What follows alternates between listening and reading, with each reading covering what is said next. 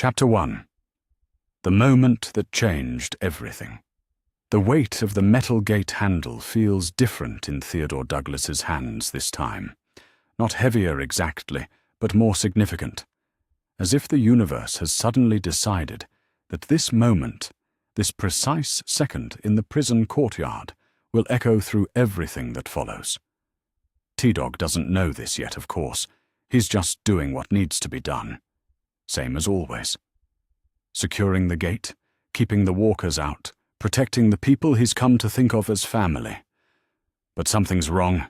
The prison alarm is shrieking across the Georgia afternoon, and walkers are pouring through breaches that shouldn't exist. Andrew, that snake of a prisoner they thought was dead, has come back for his revenge, and he's brought hell with him. T-Dog's construction-trained eyes sweep the courtyard, reading the situation like a blueprint. The walkers aren't just wandering in randomly, they're being funneled through specific openings, herded like livestock toward the most vulnerable areas of the prison. Someone who knows this place has planned this attack. Someone with access to the generators, the gates, the alarm system. The gate in front of him shudders against its hinges as bodies press from the other side. Dead bodies. Dozens of them. T-Dog braces his shoulder against the metal, feeling the familiar burn of physical labor in his muscles. This is what he knows. Working with his hands, solving problems through practical action. But today, that knowledge will save more than just a construction project. A walker's arm shoots through the gap in the gate, grasping for T-Dog's throat. In the original timeline, this is where everything would have gone wrong. Where teeth would have found flesh, where a good man's story would have ended in sacrifice and blood. But T-Dog sees the attack coming a split second earlier. Maybe it's the way the light catches the walker's movement. Maybe it's the construction worker's instinct for danger that comes from years of job sites where a moment's inattention means death. Whatever it is, T-Dog steps back instead of forward. He lets the walker's momentum carry it past him, then brings his crowbar down on the creature's skull with the precision of a man who's driven 1,000 nails true. The walker drops, but more are pressing through the gap. "Carol!" T-Dog shouts across the courtyard, spotting her trapped near the prison entrance. She's backing away from 3 walkers, her knife ready, but her position hopeless. This is the moment of choice. Secure the gate or save Carol. In another timeline, T-Dog would have chosen both and died for it. But construction has taught him that you can't do 2 jobs at once and do either one well. He looks at the gate, then at Carol, then at the prison's infrastructure itself, the loading dock, the maintenance tunnels, the things the other survivors see as background, but T-Dog sees as tools. "Carol, the loading dock, 3 doors down." T-Dog abandons the gate and sprints toward her, not to sacrifice himself, but to use the prison's own layout against the walkers. He's been mapping this place in his head since they arrived, noting every exit, every choke point, every structural weakness. Not because he planned for this exact situation, but because that's how his mind works.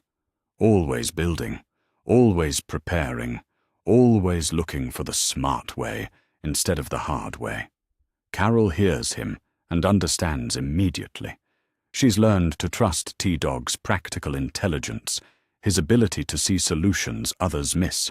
She runs for the loading dock as T-Dog positions himself between her and the walkers, but he's not making his last stand. He's creating a tactical delay. T-Dog kicks over a maintenance cart, spilling tools and debris into the walker's path. He overturns a bench, creating obstacles that force the creatures to slow down and navigate around. These aren't the grand gestures of a hero's final moments.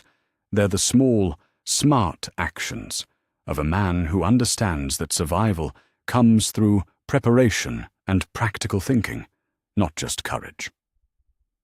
As Carol reaches the loading dock, T-Dog follows, slamming the heavy door behind them. The space is narrow, defensible, with multiple exits T-Dog memorized weeks ago. They're not trapped, they're tactically positioned. "How did you know about this place?" Carol asks, catching her breath. T-Dog checks the other doors, ensuring their escape routes remain clear. "Used to work construction on a prison upstate. Same basic layout. These loading docks are built to handle inmate transport. Multiple exits, reinforced doors, secure sight lines. Whoever designed this place knew what they were doing." Through the door, they can hear walkers stumbling around the obstacles T-Dog created, confused by the sudden disappearance of their prey. It's buying them time, but T-Dog knows the real fight is just beginning. The alarm is still wailing, which means the generators are still compromised. Someone needs to get to that generator room and shut down Andrew's sabotage. "We need to find Rick," T-Dog says. But Carol is looking at him differently now. Not with the relief of someone who's been saved, but with the recognition of someone who's seen leadership in action. "That wasn't luck back there," she says. "You've been planning for this." T-Dog pauses at the loading dock's main exit, listening for movement beyond. Not this exactly, but something like it. This place is defensible if you understand it, but it's a death trap if you don't. I've been thinking about how to keep us alive here since day one. The confession surprises him. T-Dog has always been the reliable one, the steady hand, the guy who does what needs doing without complaint.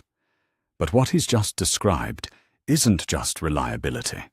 It's strategic thinking. It's leadership preparation. Carol touches his arm, and there's something different in the gesture.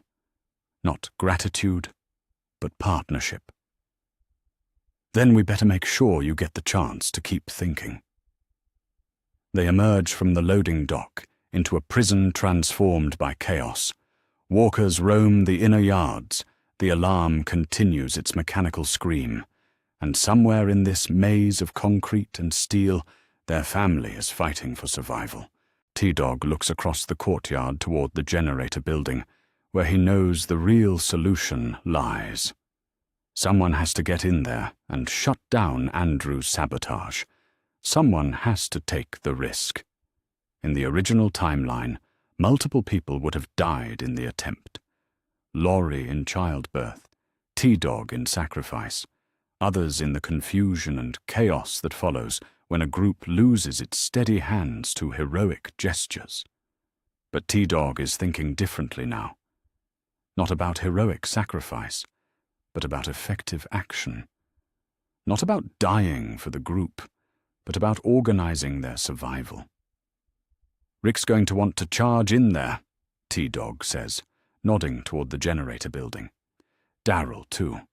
They'll think it's about being brave enough, fast enough, strong enough." "What do you think it's about?" Carol asks.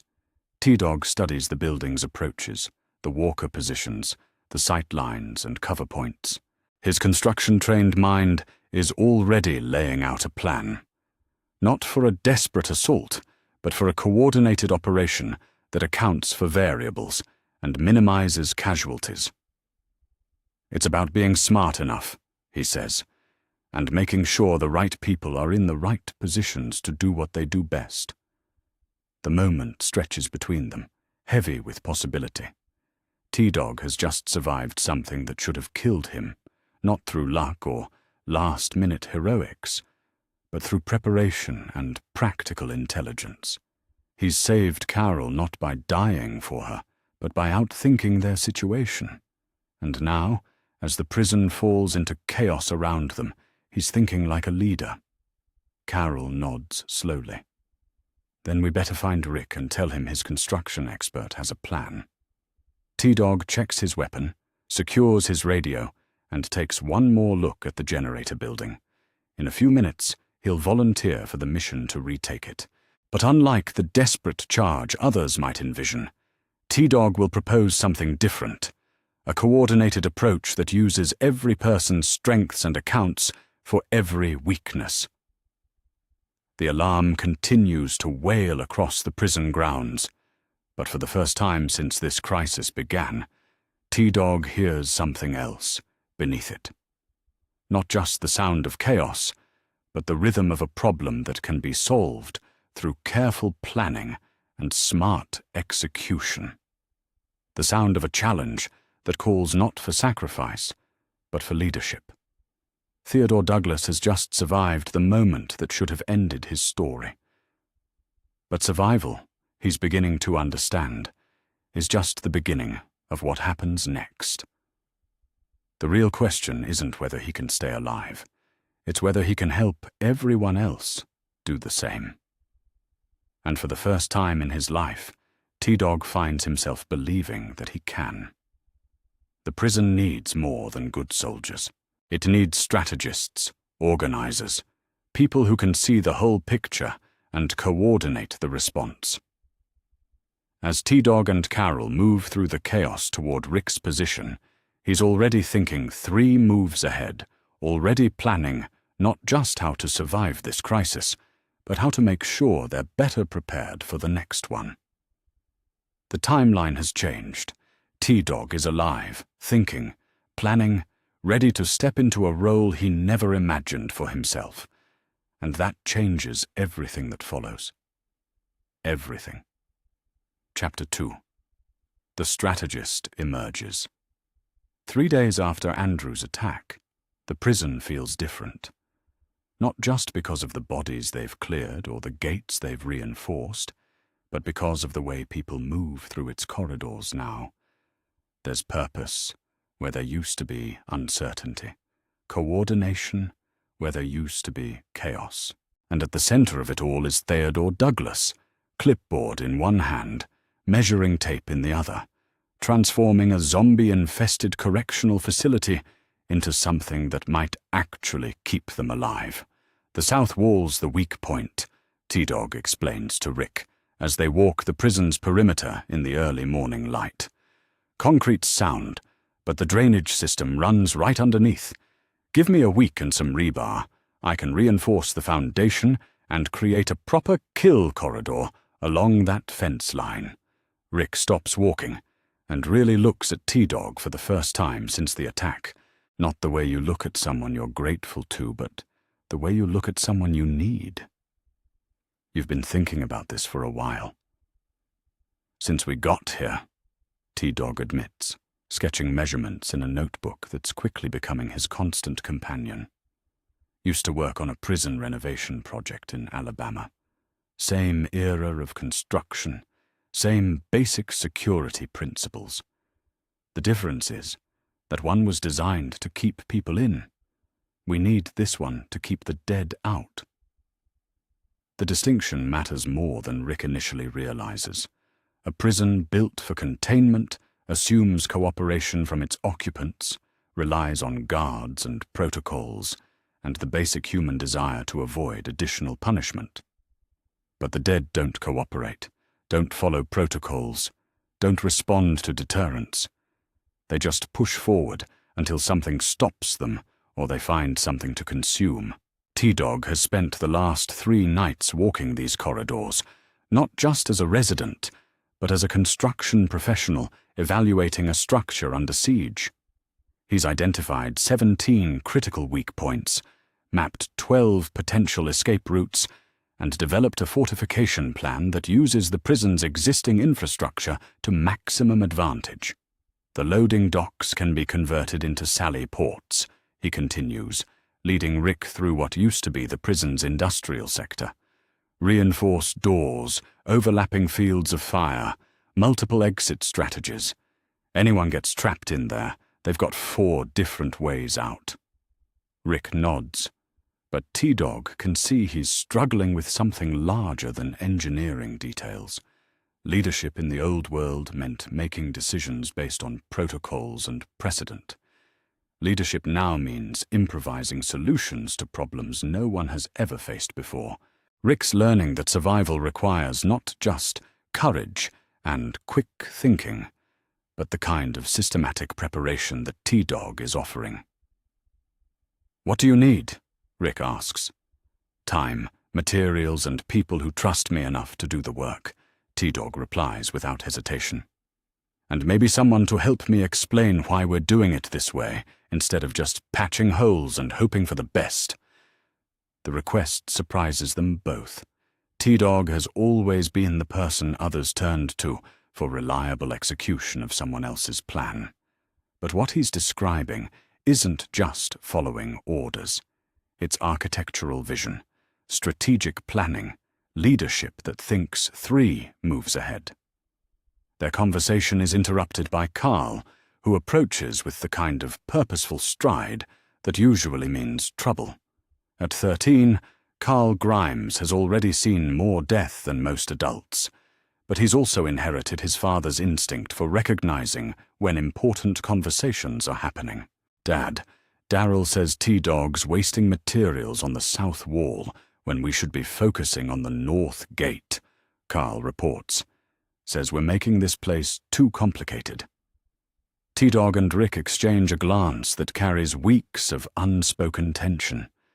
Daryl Dixon's approach to survival is elegantly simple. Stay mobile, stay armed.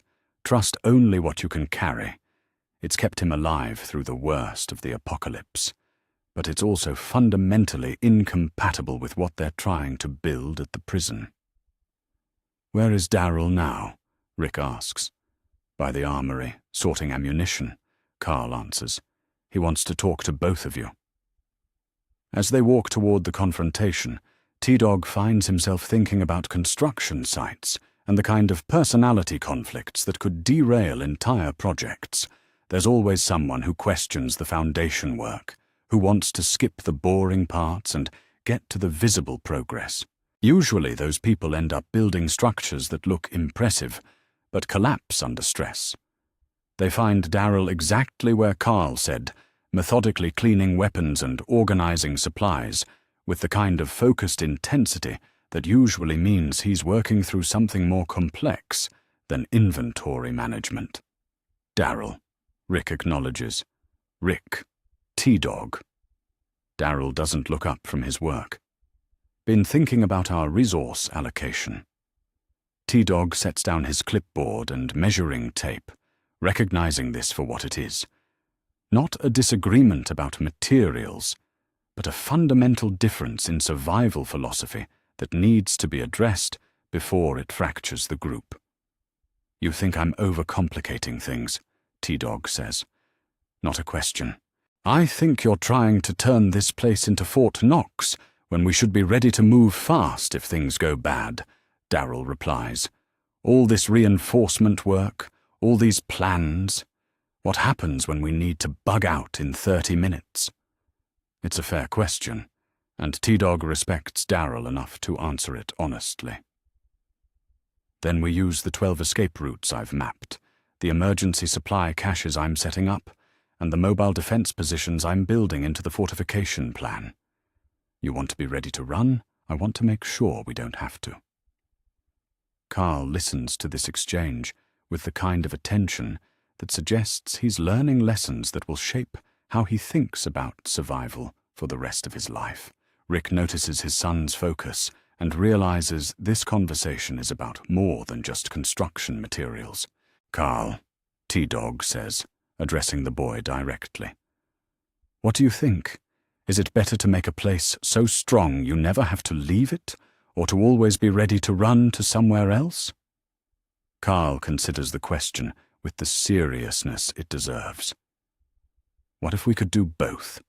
T-Dog smiles, and Daryl actually looks up from his weapon cleaning. "Smart kid." "Tell me how." "Build it strong enough that we don't want to leave," Carl says, working through the logic out loud. "But make sure we can leave fast if we have to. Like, have both." "Exactly," T-Dog says. "That's why the fortification plan includes rapid escape protocols. We're not building a fortress. We're building a strategic base that can either hold against attack or be abandoned quickly if necessary." Daryl sets down the rifle he's been cleaning and really looks at T-Dog's notes for the first time. The pages are covered with detailed drawings, measurement calculations, and what looks like a comprehensive defense strategy that accounts for multiple contingencies. "These Sally ports you mentioned," Darrell says, pointing to one of the sketches.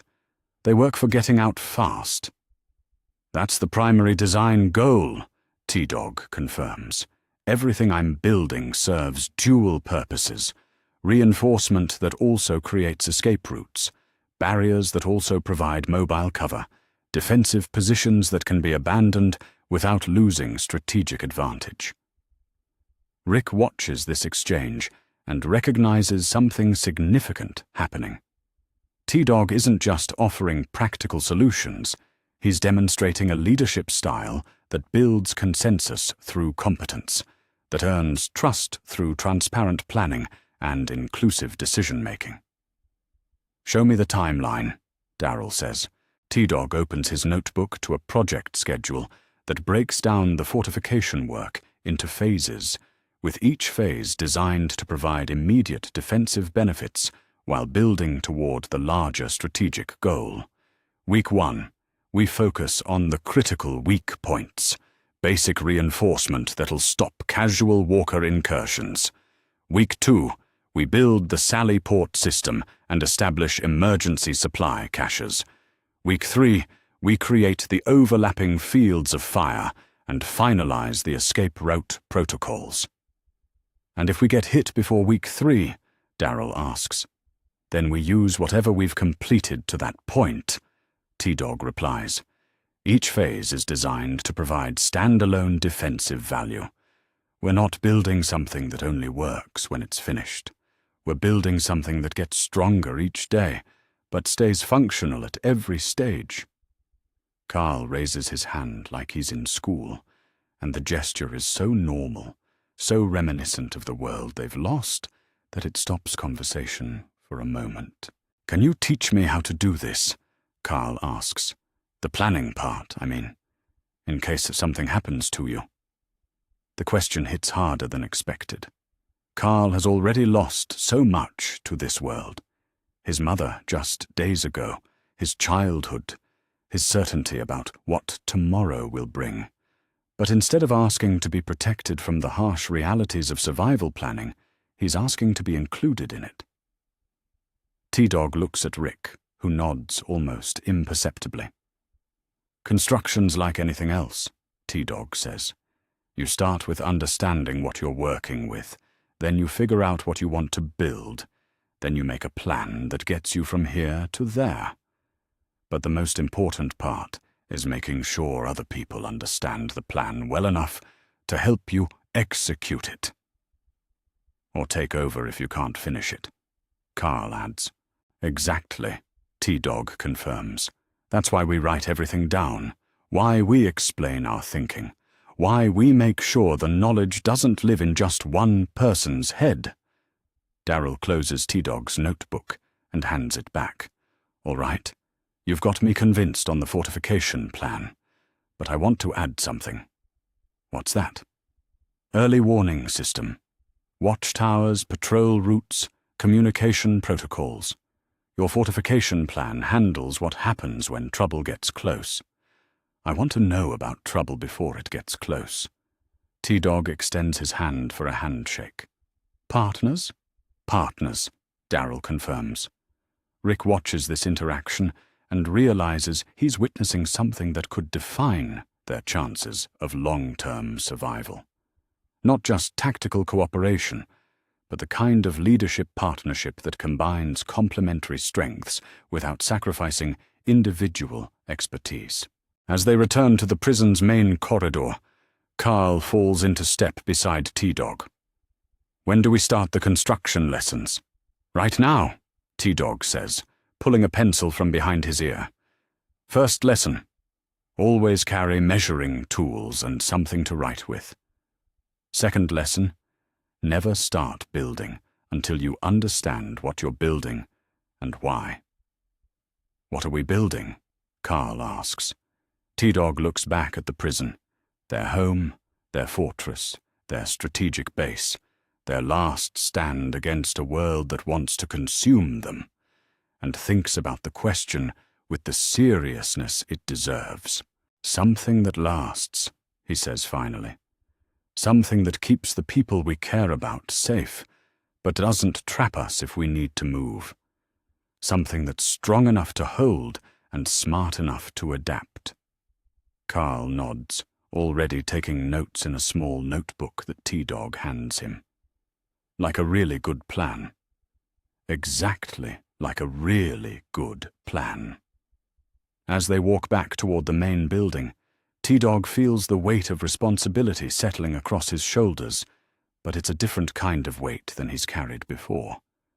Not the burden of following someone else's orders, but the challenge of thinking strategically, planning comprehensively, building something that might actually give them a chance at more than just survival. The prison needs more than strong walls and good weapons. It needs systematic thinking, coordinated planning, leadership that builds trust through competence and earns authority through results. Theodore Douglas has just discovered that he might be exactly the person to provide it. Chapter 3. Earning respect. The first attack comes at dawn, just as T-Dog predicted it would.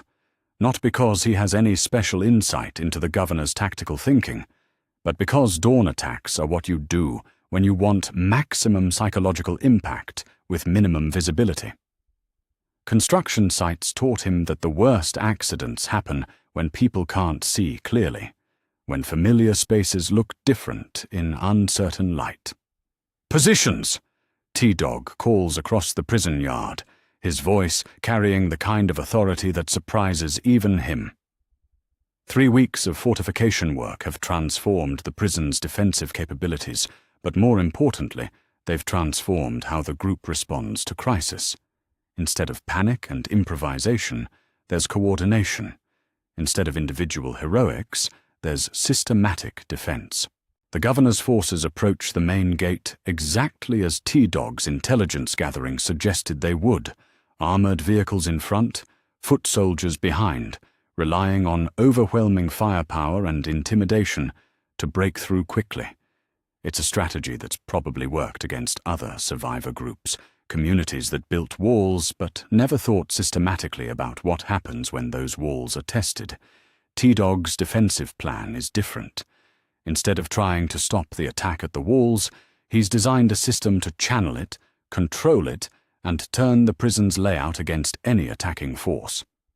The main gate isn't the real barrier, it's the beginning of a killing field that funnels attackers into precisely the positions where the prison's defenders can engage them most effectively. Glenn, Maggie, South Tower, overlapping fire on the approach. T-Dog coordinates through the radio system he convinced Rick to install. Daryl, north position, but don't engage until they commit to the main corridor. Carl, you stay with your dad and watch the secondary approaches. From his position in the central watchtower, T-Dog can see the entire battlefield developing exactly as he planned. The governor's vehicles breach the outer gate, just as expected. The foot soldiers follow, spreading out to secure the courtyard, just as anticipated. But they're not securing ground. They're moving into a carefully designed trap. "Now," T-Dog says into his radio, "Glenn and Maggie open fire from concealed positions, not trying to stop the attack, but herding it toward the main prison entrance. Daryl's crossbow takes out the governor's pointman, creating confusion at the critical moment when the attacking force needs clear communication. And then T-Dog's real innovation reveals itself, the walker trap. For weeks, T-Dog has been modifying the prison's internal corridors, not just to keep walkers out, but to control where they go when they inevitably get in. Hidden release mechanisms, sound triggers, carefully planned walker herding routes that can be activated during an attack. The governor's forces think they're fighting a human enemy, but T-Dog has turned the prison's walker population into a defensive weapon. As the Woodbury forces push through the main entrance, T-Dog triggers his trap system. Walker groups that have been carefully contained in specific cell blocks are suddenly released into the corridors behind the attacking force.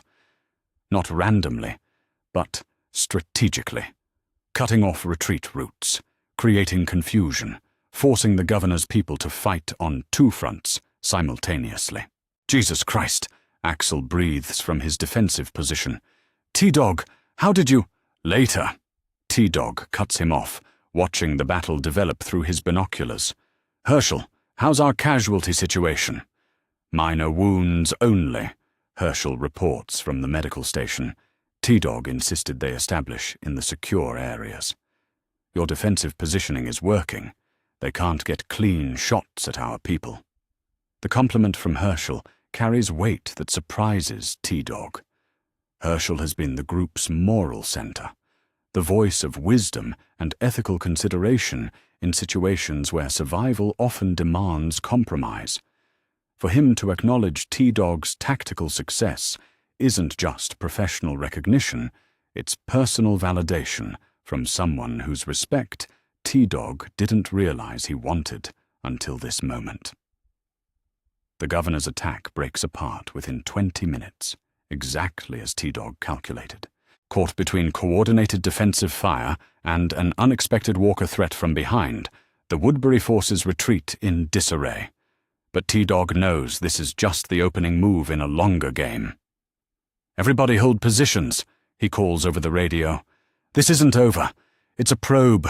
They're testing our capabilities. Rick's voice comes through clearly. T-Dog, meet me in the cell block. We need to talk. The post-battle gathering includes the core leadership of their community.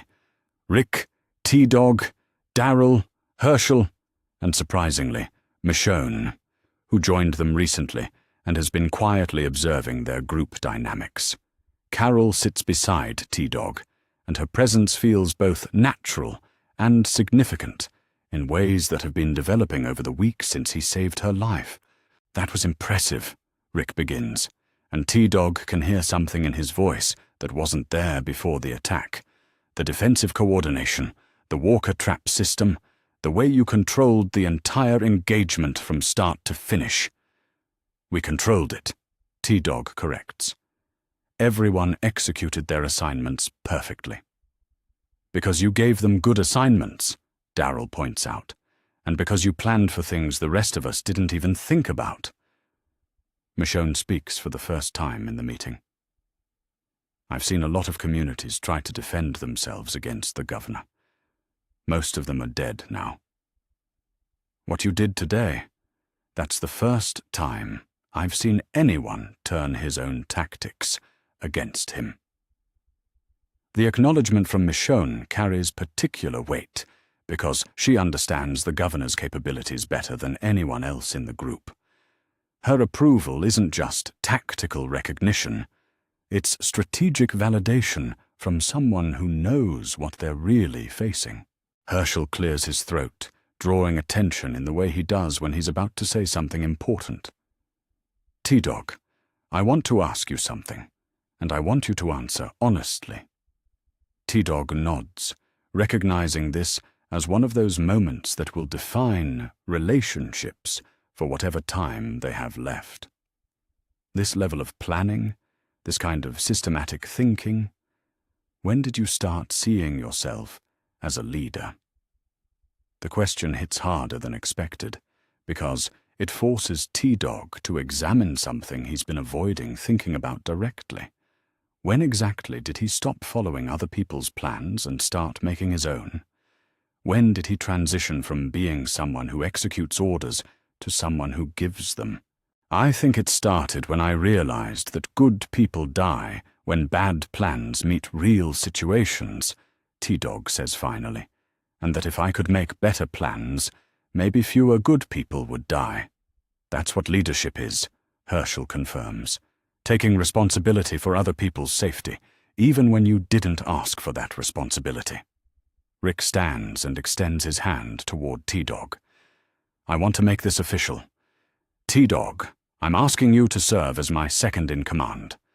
Full authority to make tactical decisions, coordinate defenses, and represent the group in strategic planning. The handshake that follows feels like more than personal recognition. It feels like a fundamental shift in how their community operates, not a hierarchy based on charisma or force of personality, but a partnership based on complementary skills and shared responsibility. Carol takes T-Dog's other hand after Rick releases it. "You saved my life during Andrew's attack," she says quietly. "But what you did today, you saved all of us." There's something in her touch, something in the way she's looking at him, or that suggests their relationship is evolving beyond shared survival experience. T-Dog has noticed Carol watching him during the fortification work, listening to his tactical explanations with the kind of attention that goes beyond professional interest. But this moment feels like acknowledgement of something deeper. "We're not done yet," T-Dog reminds the group. "The governor's going to come back, and next time he'll know what he's facing. We need to start thinking about taking the initiative." "What do you have in mind?" Rick asks. T-Dog pulls out his notebook and opens to a page he's been working on for several days. "Intelligence gathering. We need to know the governor's capabilities, his resources, his weaknesses, and we need to know them before his next attack." "That's dangerous," Darrell points out. "More dangerous than sitting here waiting for him to figure out how to beat our defenses," T-Dog challenges. "He knows where we are, he knows our approximate numbers, and now he knows we can defend ourselves effectively.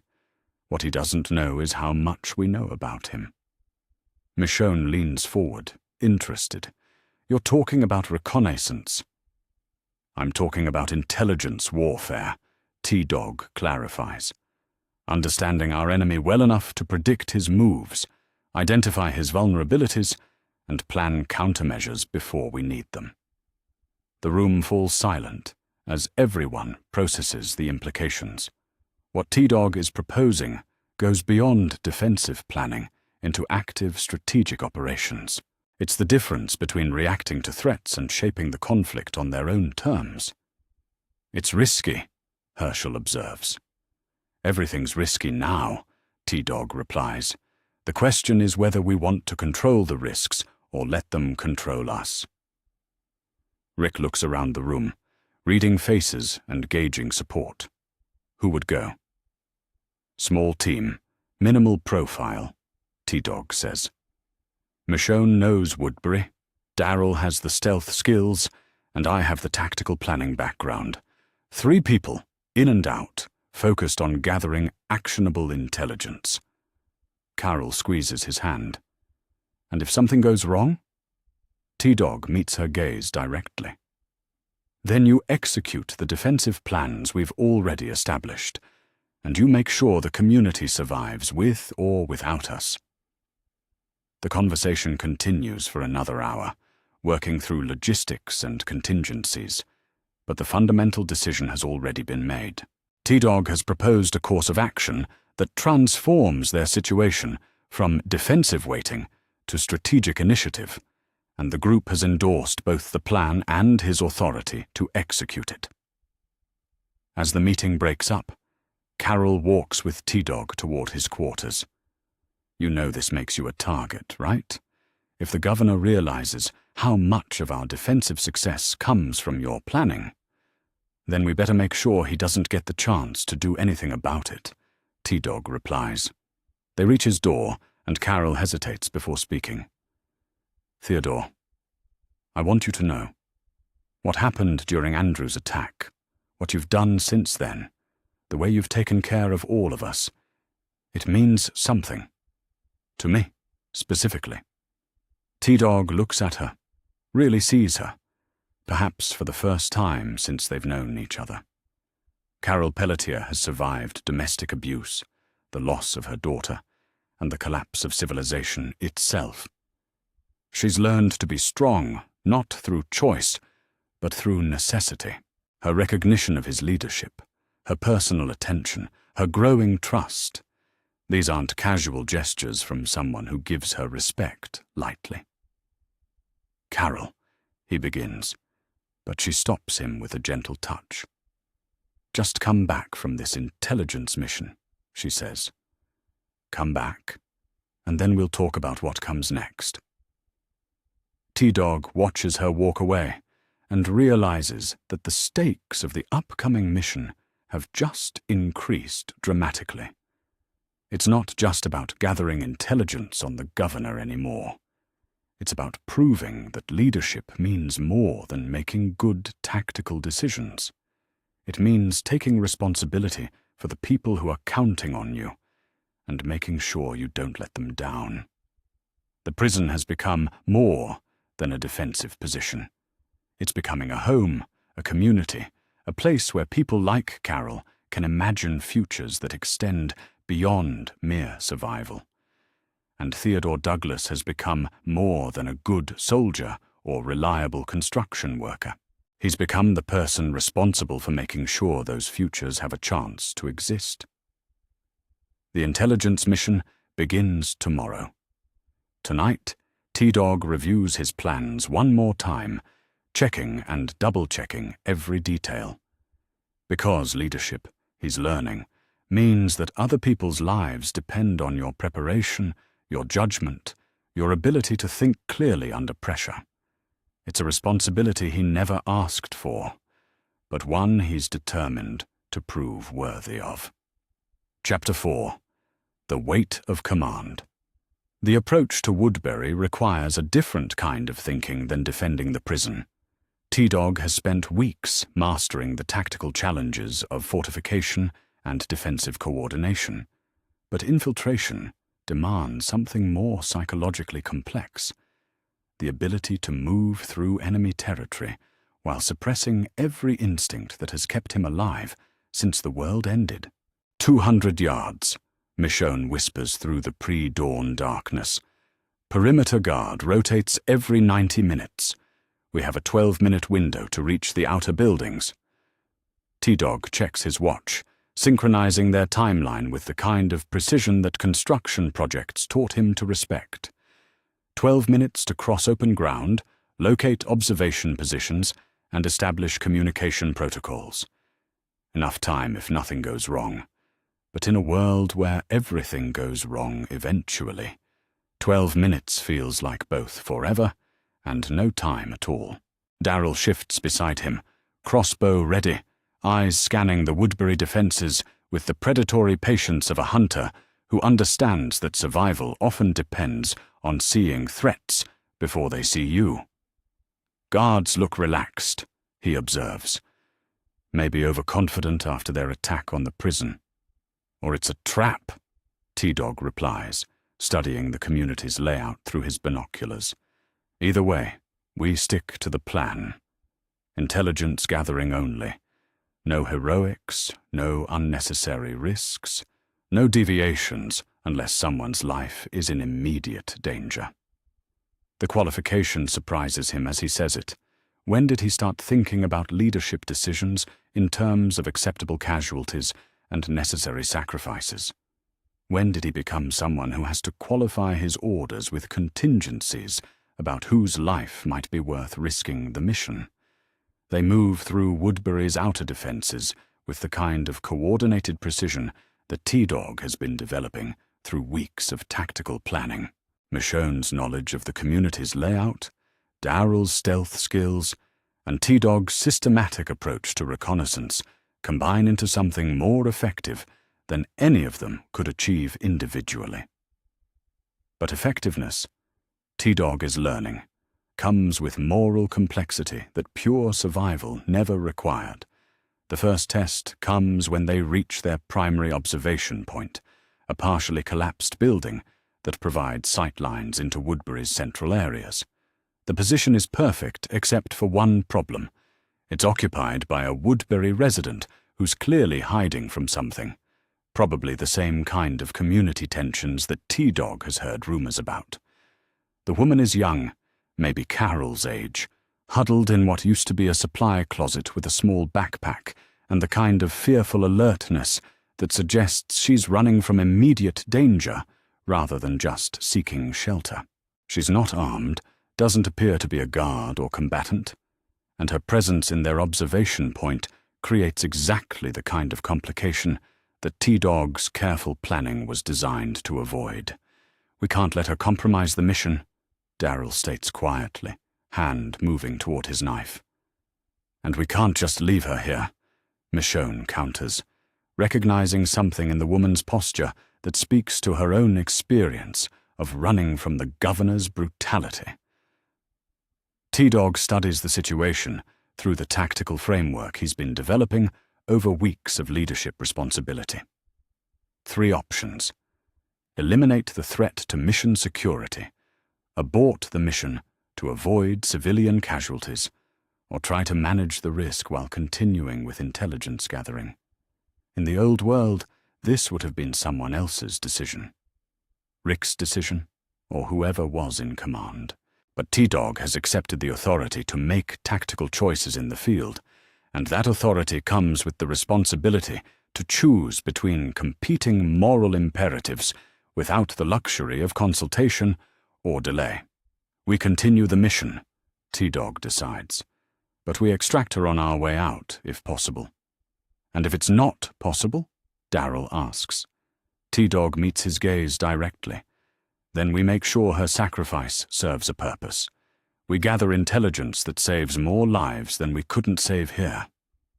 The calculation feels brutal even as he makes it, but T-Dog recognizes this as one of those moments that define what kind of leader he's becoming.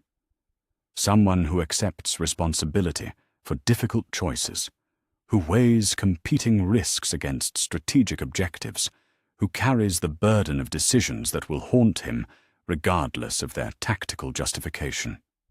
They establish their observation position and begin gathering intelligence on Woodbury's defenses, resources, and vulnerabilities. What T-Dog sees through his binoculars confirms his worst fears about the governor's capabilities and reveals new threats he hadn't anticipated: the Walker Arena. T-Dog has heard rumors about the governor's entertainment system, but witnessing it directly hits him with visceral impact that abstract reports couldn't convey. The systematic dehumanization, the casual brutality, the way an entire community has been conditioned to accept cruelty as normal social activity.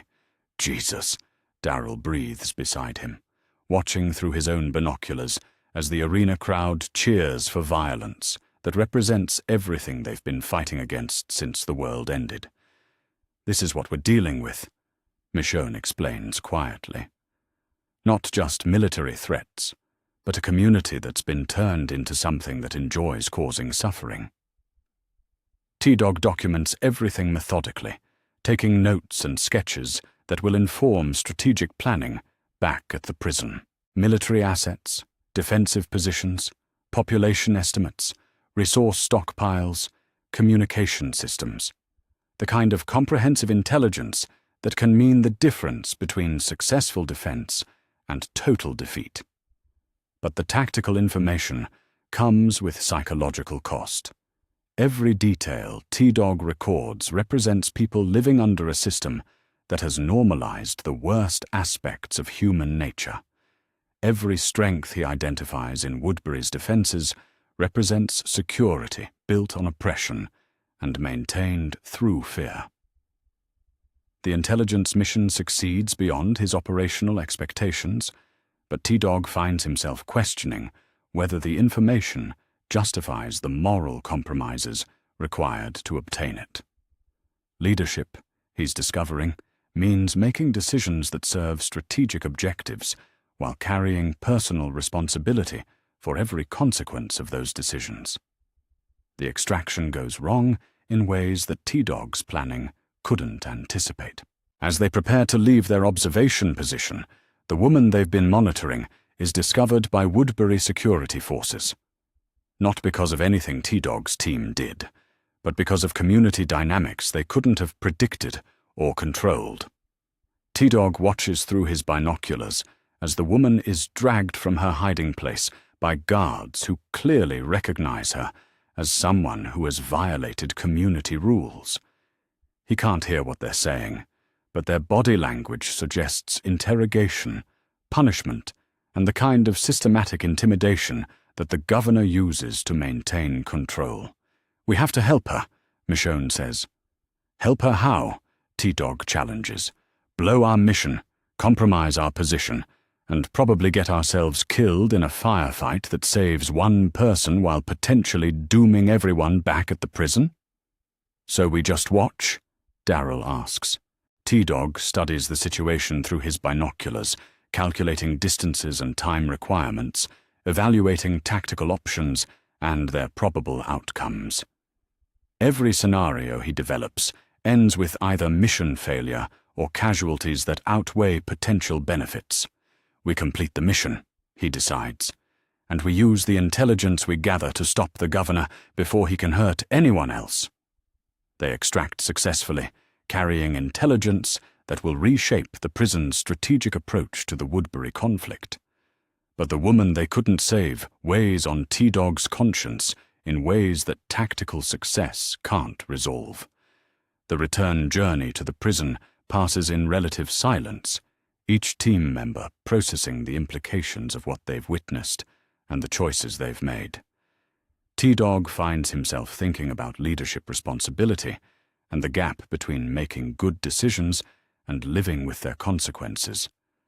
They arrive to find the prison under psychological attack. The governor's loudspeakers boom across the facility, broadcasting threats and propaganda designed to demoralize the defenders and create internal division. It's not a military assault, but a psychological warfare campaign that targets morale and group cohesion rather than physical defenses. "How long has this been going on?" T-Dog asks Rick as they gather in the secure communications room. 6 hours, Rick replies. "Started about 2 hours after you left for Woodbury. Threats, demands for surrender, descriptions of what he's going to do to us when he takes the prison." T-Dog listens to the broadcast for several minutes, analyzing the governor's psychological strategy and its potential effectiveness against their community. The threats are designed to create fear and division, to make people question whether their defenses are adequate and their leadership is competent. "It's working," Carol reports. "Some of the newer people are talking about leaving, trying to negotiate separately with the governor. They're scared." T-Dog spreads his intelligence notes across the table, organizing the information he's gathered into actionable strategic recommendations. Then we give them something better to think about. We show them that we're not just defending against the governor. We're planning to defeat him. The briefing that follows transforms the group's understanding of their strategic situation. T-Dog's intelligence reveals Woodbury's military capabilities, resource limitations, and structural vulnerabilities. More importantly, it provides the foundation for offensive planning that shifts their posture from reactive defense to proactive strategy. "The Walker Arena isn't just entertainment," T-Dog explains. "It's psychological conditioning. The governor is training his people to see violence as normal, to accept brutality as necessary, to follow orders without questioning their moral implications." "Which means what for us?" Rick asks. "It means we're not just fighting military forces," T-Dog replies. "We're fighting people who have been systematically dehumanized, which makes them more dangerous in some ways, but also more predictable." The strategic planning session continues for hours, with T-Dog's intelligence informing decisions about resource allocation, defensive positioning, and offensive capabilities. But the real impact of the mission becomes clear during his private conversation with Carol afterward. "You look like someone who's seen something he wishes he could forget," Carol observes, as they walk through the prison's now quiet corridors. T-Dog stops at a window overlooking the courtyard, where just hours ago the governor's loudspeakers were broadcasting threats. "There was a woman in Woodbury, young, scared, running from something. We could have saved her, but it would have compromised the mission. And you chose the mission." I chose the intelligence that might save everyone here instead of the rescue that would have saved one person there, T-Dog corrects. But I'm not sure I chose right. Carol takes his hand, a gesture that has become natural between them over the weeks since their relationship began developing beyond shared survival experience. That's what makes you the right person for this job. You question your decisions. You carry the weight of them. Does it get easier? T-Dog asks. Making choices where people get hurt regardless of what you decide? I don't know, Carol admits, but I hope it doesn't. The day it becomes easy to leave people behind is the day we become something we shouldn't be. T-Dog looks at her, recognizing wisdom that comes from her own experience of survival and loss. Carol understands the moral complexity of leadership because she's faced her own impossible choices, made her own difficult decisions about who to save and who to sacrifice. The governor's psychological warfare campaign, T-Dog says, changing subjects, but not really. It's designed to make us question whether we're strong enough to protect each other, whether our leadership is competent enough to keep everyone safe. And, Carol prompts, and I'm realizing that leadership isn't about being strong enough or competent enough to prevent bad things from happening, T-Dog replies.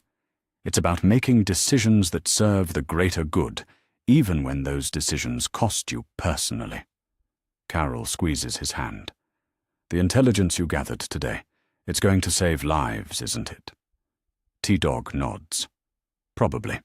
The strategic information we collected will help us defend against the governor's next attack more effectively. Maybe prevent casualties that would have happened otherwise. Then you made the right choice. Maybe, T-Dog says. But making the right choice doesn't mean it doesn't haunt you. As they continue walking through the prison's corridors, T-Dog finds himself thinking about the evolution of his role from construction worker to tactical planner to strategic leader. Each advancement has brought new responsibilities, new moral complexities, new decisions that require him to balance competing priorities without clear guidance about right and wrong. The woman in Woodbury represents something larger than a single rescue opportunity. She represents the human cost of strategic thinking, the moral burden of leadership decisions, the weight of command responsibility that extends beyond tactical success to ethical accountability. T-Dog has successfully gathered intelligence that will inform their defense against the governor, but he's also discovered that effective leadership requires accepting responsibility for consequences that extend beyond immediate tactical objectives. The governor's psychological warfare campaign continues through the night, but T-Dog no longer hears it as an external threat. He hears it as confirmation that leadership means carrying burdens that can't be shared, making decisions that can't be undone, and accepting responsibility for outcomes that will define not just tactical success, but moral character. Tomorrow, he'll present his intelligence findings to the group and recommend strategic actions based on what he learned in Woodbury. But tonight, he sits with Carol in the quiet of their secure quarters, processing the moral weight of command and the reality that good leadership sometimes requires choices that good people wouldn't want to make. The mission was successful. The intelligence is actionable. The strategic situation has improved. And T-Dog carries the burden of knowing exactly what that success cost and who paid the price for it. Chapter 5. The Battle for Home. The tank appears on the horizon like a mechanical harbinger of everything T-Dog has been preparing for since his intelligence mission to Woodbury. Through his binoculars, he can see the governor's assault force assembling with the kind of overwhelming firepower that would break most defensive positions through sheer intimidation. But T-Dog has spent weeks studying this prison's infrastructure, planning for exactly this moment, building defenses that turn the facility's layout into a tactical advantage rather than a vulnerability. Positions! T-Dog's voice carries across the prison's communication system, triggering the coordinated response he's drilled into every defender over weeks of preparation. Not panic, not heroic improvisation, but systematic execution of a battle plan that accounts for superior enemy numbers while maximizing defensive effectiveness.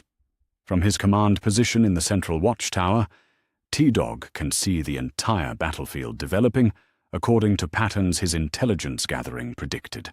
The governor's forces approach with classic overwhelming force tactics, heavy armor leading, infantry following, relying on firepower and intimidation to break through quickly before defenders can organize effective resistance.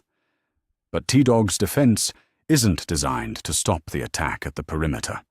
It's designed to channel it, control it, and turn the prison's own infrastructure into a weapons system that multiplies defensive effectiveness while minimizing casualties among the people he's sworn to protect. Rick, take Alpha Team to the North Corridor. T-Dog coordinates through his headset. Daryl, you've got Beta Team on the south approach. Glenn and Maggie, Charlie Team to the watchtowers. Carol, get the civilians to the secure areas and maintain communication with all teams. The tank's main gun fires, blowing a massive hole in the prison's outer wall, exactly where T-Dog calculated it would. Not because he can predict the governor's tactical decisions, but because he's studied the prison's layout long enough to know which breach points offer the most apparent tactical advantage to an attacking force. Phase 1 initiated, T-Dog announces calmly into his radio. All teams, execute defensive coordination, sequence 1. What happens next represents months of preparation condensed into minutes of tactical execution. Instead of trying to prevent the governor's forces from entering the prison, T-Dog's defense channels them into specific corridors where overlapping fields of fire and prepared obstacles maximize defensive effectiveness. The outer courtyard, which appears to be the prison's first line of defense, is actually a carefully designed kill zone. T-Dog has spent weeks mapping sight lines, creating choke points, and establishing defensive positions that allow a smaller force to engage superior numbers while maintaining tactical flexibility. Governor's infantry is through the outer perimeter, Daryl reports over the radio, moving into the main corridor just like you said they would. Let them come, T-Dog responds, watching the battle develop through his binoculars while coordinating defensive responses across multiple fronts. Charlie Team, initiate crossfire sequence. Alpha and Beta teams, prepare for Phase 2. The governor's assault force pushes through the outer defenses and finds itself in what appears to be the prison's central area, but is actually a carefully designed tactical trap. The corridors funnel attacking forces into positions where they can be engaged from multiple directions while having limited options for retreat or tactical maneuver. But T-Dog's real innovation reveals itself when the governor's forces think they've achieved breakthrough. The prison's own walker population, carefully managed and strategically positioned over weeks of preparation, suddenly becomes part of the defensive system. Not randomly released, but coordinated through a series of timed releases that create tactical chaos in the governor's rear areas while maintaining defensive control of key corridors. Jesus, T-Dog, Glenn's voice comes through the radio with obvious admiration. How did you time that so perfectly? Construction project management, T-Dog replies, while tracking multiple tactical developments simultaneously. Same principles. Coordinate multiple work crews to complete complex tasks on schedule while accounting for variables and unexpected problems. The analogy isn't as strange as it sounds. Large construction projects require the same kind of systematic coordination that T-Dog is executing now.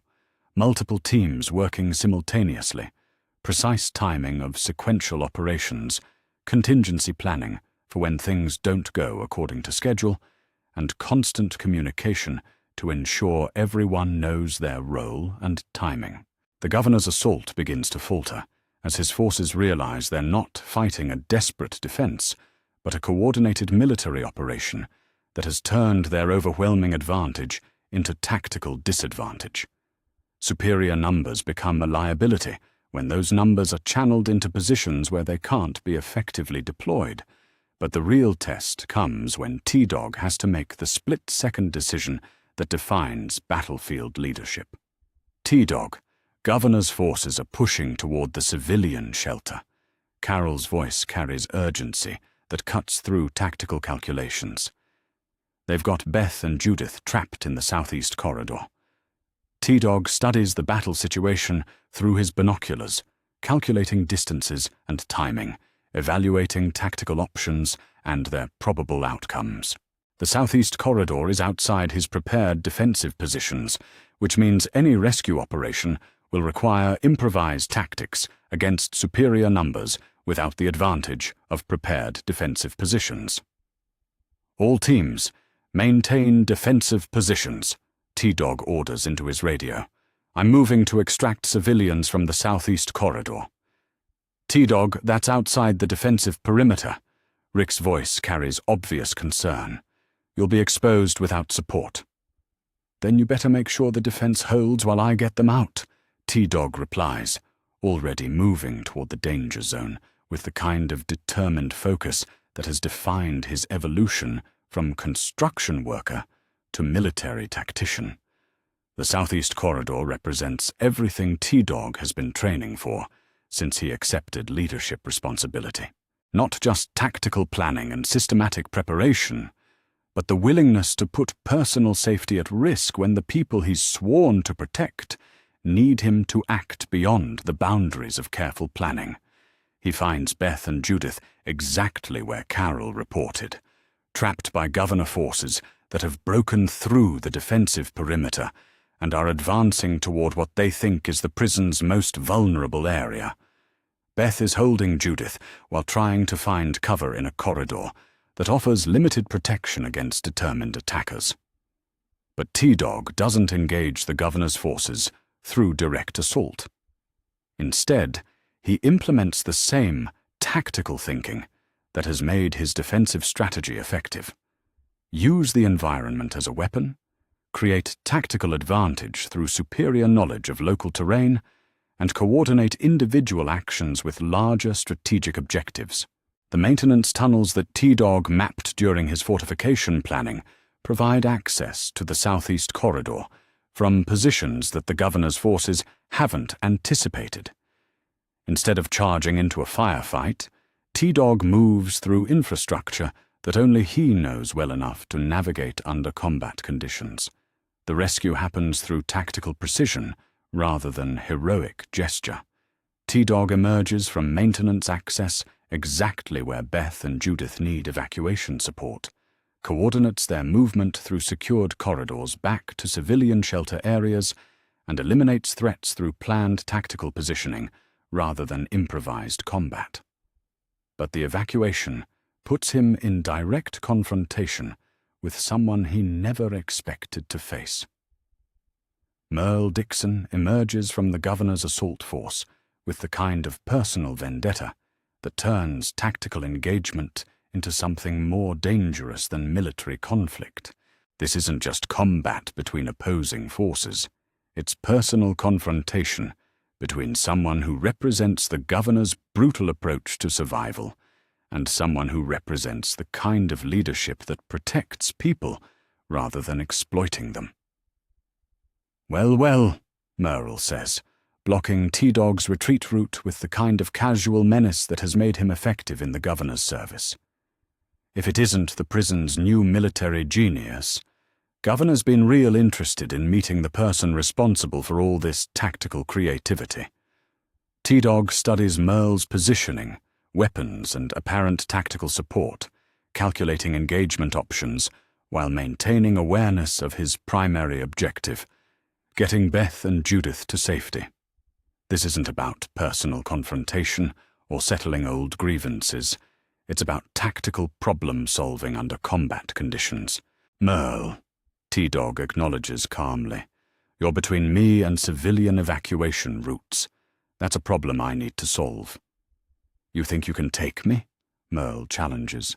But T-Dog recognizes this as psychological warfare, designed to goad him into tactical mistakes rather than maintain disciplined focus on objective accomplishment. I think I know this building better than you do, T-Dog replies, already moving toward positions that turn architectural knowledge into tactical advantage. And I think you're overconfident, because you haven't been paying attention to what I've been building here for months.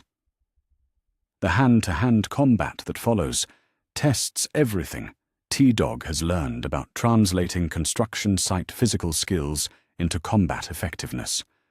Merle is experienced, vicious, and motivated by personal antagonism that makes him dangerous in ways that conventional tactical training can't fully prepare for.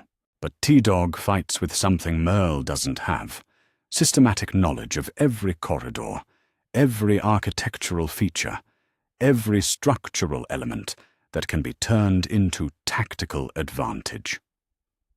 While Merle relies on individual combat skill, T-Dog turns the prison itself into a weapon that multiplies his effectiveness.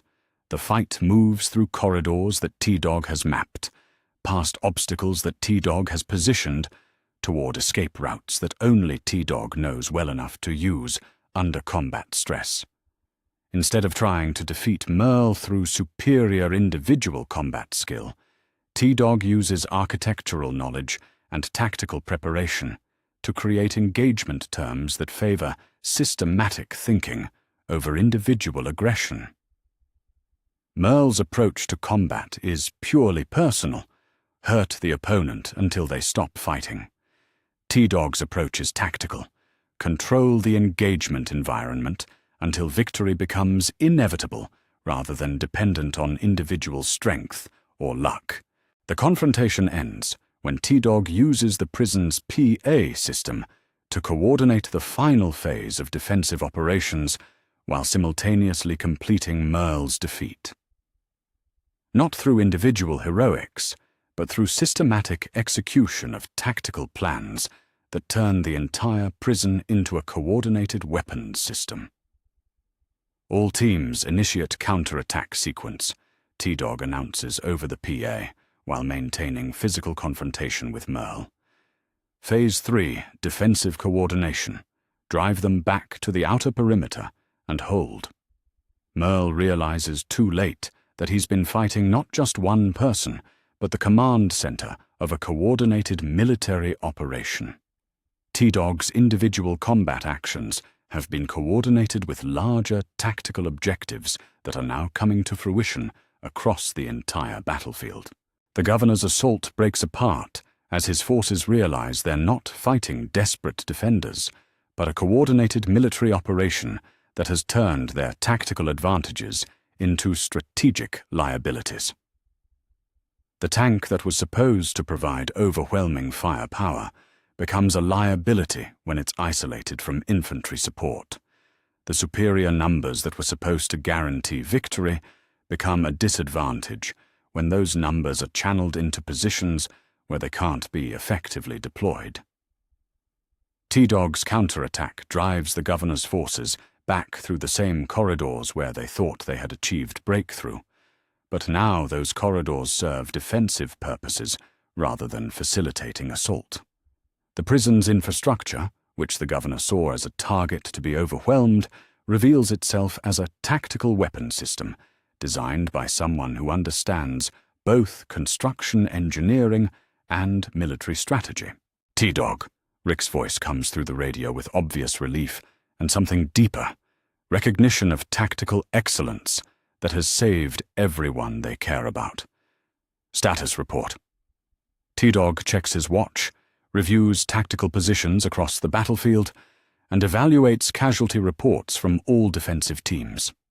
The engagement that could have destroyed their community has instead demonstrated that systematic preparation and coordinated execution can overcome superior numbers when defensive strategy is properly implemented. Governor's forces are in full retreat, T-Dog reports. Civilians secure, defensive positions maintained, minimal casualties among our people. We held. But Rick's response carries more than tactical acknowledgement. T-Dog, what you did today, the way you coordinated everything, the tactical planning that made all of this possible, that's military leadership at a level none of us could have imagined. The statement hangs in the air between them, heavy with implications that extend beyond immediate tactical success. T-Dog has just demonstrated capabilities that transform their strategic situation from desperate defense to military effectiveness that can compete with organized threats. As the governor's forces disappear beyond the horizon, T-Dog finds himself thinking about the evolution of his role from construction worker to defender to military tactician. Today proved that systematic thinking, careful preparation, and coordinated execution can overcome challenges that would defeat purely individual responses. But more importantly, today proved that the people of the prison, Rick, Carol, Daryl, Glenn, Maggie, Carl, Beth, everyone, can depend on leadership that protects them, not through heroic gestures, but through competent planning and tactical excellence. The battle for their home has been won. But T-Dog recognizes that victory brings new responsibilities, new challenges, and new questions about what kind of leader he's becoming and what kind of community they can build when the immediate crisis has passed. The governor will be back. There will be other threats, other challenges that test their defensive capabilities and strategic planning. But today has established something that will define every future engagement. Theodore Douglas is no longer just a reliable group member or tactical supporter. He's a military leader whose strategic thinking and coordinated planning can protect the people he cares about against threats that would have seemed overwhelming just months ago. The prison is secure, the community is safe, and T-Dog has proven himself capable of leadership responsibilities he never imagined accepting when this all began. Victory tastes like relief, exhaustion, and the knowledge that tomorrow will bring new challenges that will test everything he's learned about protecting people in a world that wants to destroy them. But tonight, they're safe. Tonight, they're home.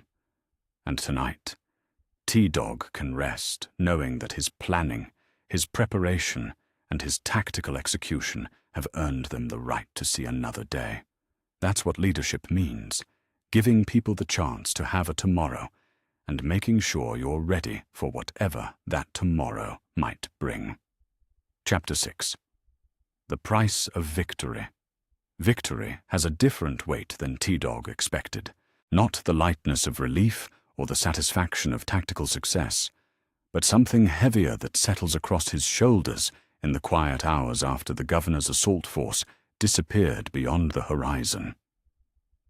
3 people died defending the prison, and their bodies lie in the courtyard under sheets that T-Dog helped arrange with the kind of careful attention to dignity that seems inadequate but necessary.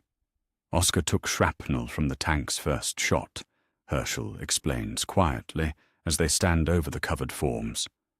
Quick. Probably didn't suffer. Axel was caught in crossfire during the corridor fighting. And Sarah, one of the newer people, she was in the wrong place when the walkers broke through the southeast perimeter. T-Dog studies the 3 shapes under white sheets and tries to process the mathematics of leadership responsibility. His defensive strategy saved dozens of lives, but it couldn't save everyone. The tactical decisions that prevented catastrophic casualties couldn't prevent all casualties. Victory came with a price that someone else paid. They followed the plan, T-Dog says, more to himself than to Herschel. Oscar and Axel executed their assignments exactly as briefed. Sarah was where she was supposed to be when the perimeter was breached. Which means their deaths aren't tactical failures, Herschel observes with the kind of moral clarity that has made him the group's ethical center. They're the cost of engagement with an enemy who forced us to fight for our survival.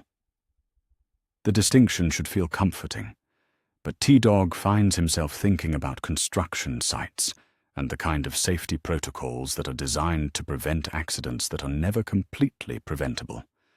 Good planning reduces risk, but it can't eliminate risk entirely. The difference is that construction accidents usually affect the people who chose to accept occupational hazards, while military leadership decisions affect people who are counting on your judgment to keep them safe. The memorial service that evening represents T-Dog's first experience leading community grief rather than tactical response. Standing before the assembled group, looking at faces that combine loss with gratitude, he realizes that leadership encompasses responsibilities he never considered during the tactical planning phases. Oscar and Axel were with us since we took the prison, T-Dog begins, speaking to the group gathered in the main cell block. They worked the fortifications, stood watch, followed orders that kept all of us alive. Sarah joined us more recently, but she was part of our community, part of our family. The words feel inadequate, but T-Dog pushes through because this is what leadership requires. Standing in front of people when you don't have perfect solutions, speaking about loss when there's nothing that can be said to make it better, acknowledging sacrifice while maintaining the group's ability to face whatever comes next. Their deaths weren't meaningless because their lives weren't meaningless, he continues. They died protecting something worth protecting, each other, this community, the chance for all of us to see tomorrow. We honor them by making sure their sacrifice serves its purpose. Carol squeezes his hand as he finishes speaking, and T-Dog realizes that the gesture carries more than personal support. She's acknowledging his evolution into someone who can provide the kind of moral leadership that communities need during loss, not just the tactical leadership they need during crisis. After the service, T-Dog finds himself in the prison's administrative office, trying to translate the emotional weight of command into practical planning for challenges that won't wait for grief to resolve. The governor's assault failed, but it revealed intelligence about his capabilities that suggests the next attack will be different, more desperate, probably more dangerous. Non-combatant evacuation, T-Dog explains to Rick as they study maps of the surrounding region, or anyone who can't or shouldn't fight gets moved to secondary positions before the governor comes back. Children, elderly, wounded, people whose skills are more valuable than their combat capability. Rick examines the evacuation routes T-Dog has sketched, noting the careful attention to logistics, timing, and security protocols. You're talking about splitting our defensive capability. I'm talking about protecting people who can't protect themselves while maintaining tactical flexibility for people who can fight, T-Dog corrects. The governor's next attack will target civilian morale as much as military positions. We remove that vulnerability while concentrating our defensive strength. The conversation represents a fundamental shift in how they think about community defense.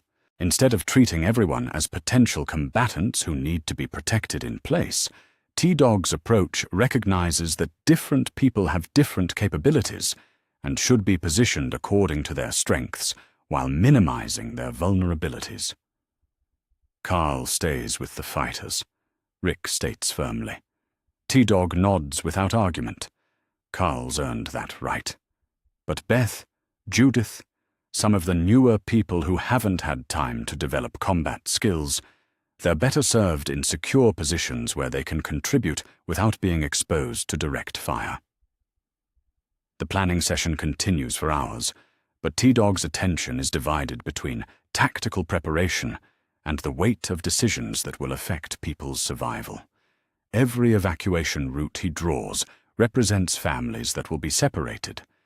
Every defensive position he assigns represents someone who might not survive the next engagement.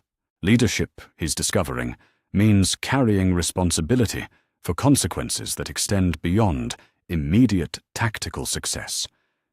The breakthrough comes when Glenn returns from a patrol with a Woodbury soldier who was captured during the retreat from the prison. The man is wounded, scared, and clearly willing to trade information for medical treatment and protection from the governor's retaliation.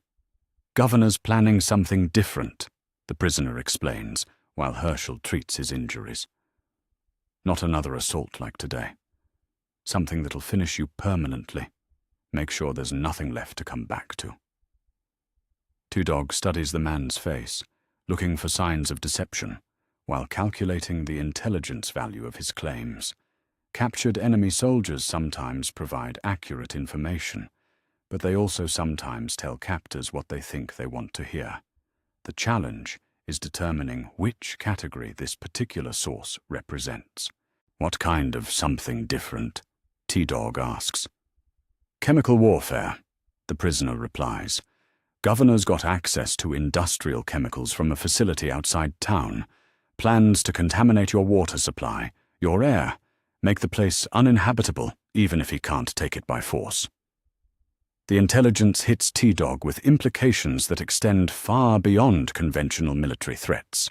Chemical contamination would affect everyone in the prison, regardless of combat capability, would render their defensive preparations irrelevant, and would force evacuation under conditions that favor the governor's conventional forces.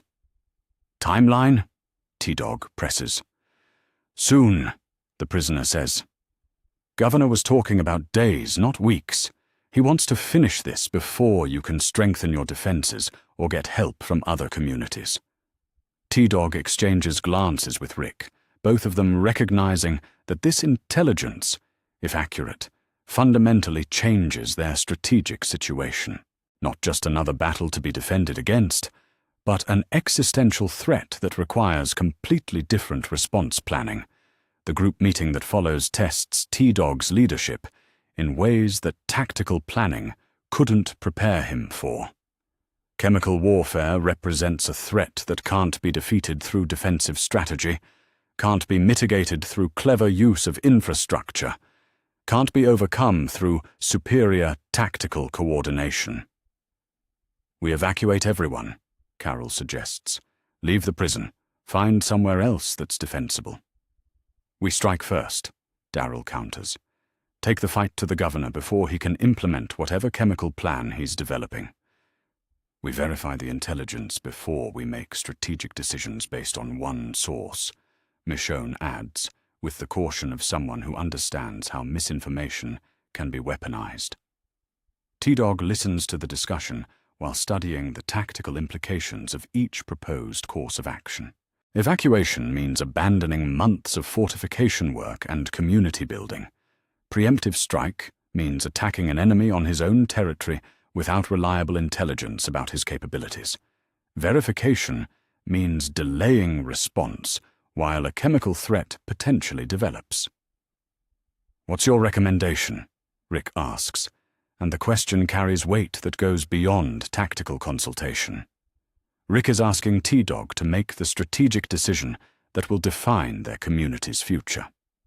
"We prepare for evacuation while planning preemptive action," T-Dog decides. "Parallel planning that gives us options regardless of how the intelligence develops. But first, we deal with the immediate security risk." The security risk he's referring to is the captured Woodbury soldier, who now possesses detailed knowledge of their defensive capabilities, evacuation plans, and strategic discussions. Standard military protocol would suggest that prisoners with access to operational intelligence represent unacceptable security risks. "What are you proposing?" Herschel asks, recognizing that T-Dog is moving toward a decision that will test the group's moral boundaries. T-Dog looks around the room at faces that represent months of shared survival experience, people who have learned to trust his tactical judgment, but haven't yet been asked to trust his moral judgment when the two might conflict. He can't be allowed to return to Woodbury with what he's learned here, T-Dog states clearly, and we can't keep him confined indefinitely while planning military operations that his knowledge could compromise. The implication hangs in the air without being explicitly stated. Carol understands immediately, her face reflecting recognition of the moral complexity that leadership sometimes demands. Rick's expression shows similar understanding, along with awareness that they're approaching decisions that will define what kind of community they're becoming. "You're talking about execution," Glenn says quietly. "I'm talking about security protocol that protects everyone else," T-Dog corrects. "Military necessity that serves strategic objectives we can't accomplish while maintaining operational security, risks we can't manage."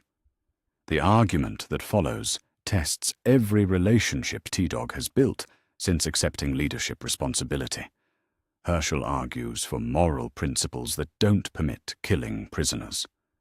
Glenn and Maggie argue for alternative security measures. Darryl supports T-Dog's assessment, but questions whether he should be the one to make such decisions unilaterally. "This is what command means," T-Dog says finally, ending the debate through assertion of authority he's never claimed before. "Making decisions that serve the group's survival, even when those decisions cost you personally. I'll carry the responsibility for this choice, but I won't let that responsibility compromise everyone else's safety." The execution happens quickly, privately, with only T-Dog present. Not because he wants to hide from the consequences of his decision, but because leadership means accepting personal accountability for actions that serve group objectives while sparing others from participating in moral compromises they didn't choose. Carol finds him afterward, sitting alone in the prison's administrative office, staring at maps that represent tactical problems he can solve and strategic challenges that require decisions he's still learning to make. "You did what you thought was necessary," she says, settling beside him with the kind of quiet presence that has become essential to his ability to process leadership stress. "I executed an unarmed prisoner based on intelligence that might be inaccurate and security concerns that might be overstated," T-Dog replies. "I made a decision that probably saved lives, but definitely cost one. That's not tactical success. That's moral compromise." "That's leadership," Carol corrects. "Taking responsibility for decisions that other people can't or shouldn't have to make. Carrying burdens that come with authority you didn't ask for, but accepted anyway." T-Dog looks at her, recognizing wisdom that comes from her own experience of making difficult choices under impossible circumstances. Carol understands the weight of decisions that haunt you, regardless of their justification, because she's made similar choices, carried similar burdens, accepted similar responsibilities. "The governor's chemical threat," T-Dog says, changing subjects, but not really. "If that intelligence is accurate, everything we've built here becomes irrelevant. All the fortifications, all the defensive planning, all the community structures we've developed." "Then we build something else," Carol replies simply. "Somewhere else, with the same people, using the same principles that made this place work. The structures aren't what matters. The relationships are." T-Dog studies the maps spread across his desk, thinking about the difference between defending positions and protecting people. The prison has become more than a tactical asset. It's become a symbol of stability, security, and community that extends beyond its physical boundaries. But Carol is right. The real value isn't in the concrete and steel they've fortified, but in the bonds they've built, the trust they've developed, the leadership structures that can adapt to new challenges while maintaining core principles that define who they are. "Tomorrow, we implement dual-track planning," T-Dog decides. "Evacuation preparation and preemptive strike planning, coordinated timelines that give us tactical flexibility regardless of how the governor's threat develops. But tonight, we remember that victory always comes with costs that someone has to pay."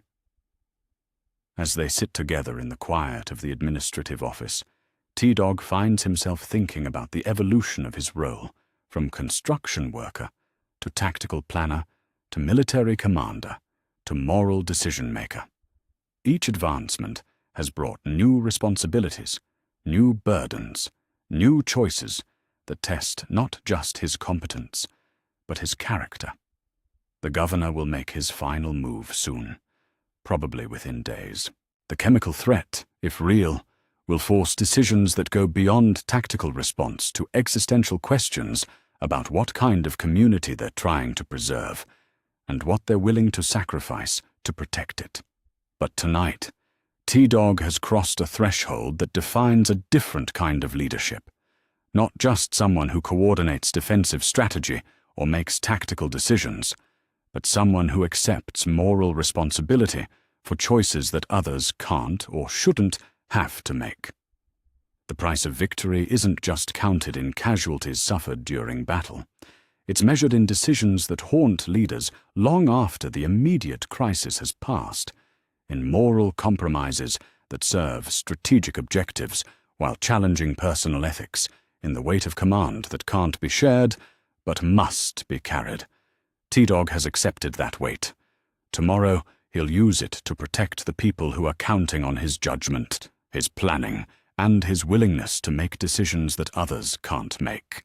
That's what leadership means in a world where moral purity is a luxury that communities fighting for survival can't always afford. Chapter 7. The Final Stand. The decision to take the fight to Woodbury comes at dawn, when T-Dog's intelligence analysis converges with tactical necessity and moral imperatives that can't be resolved through defensive waiting.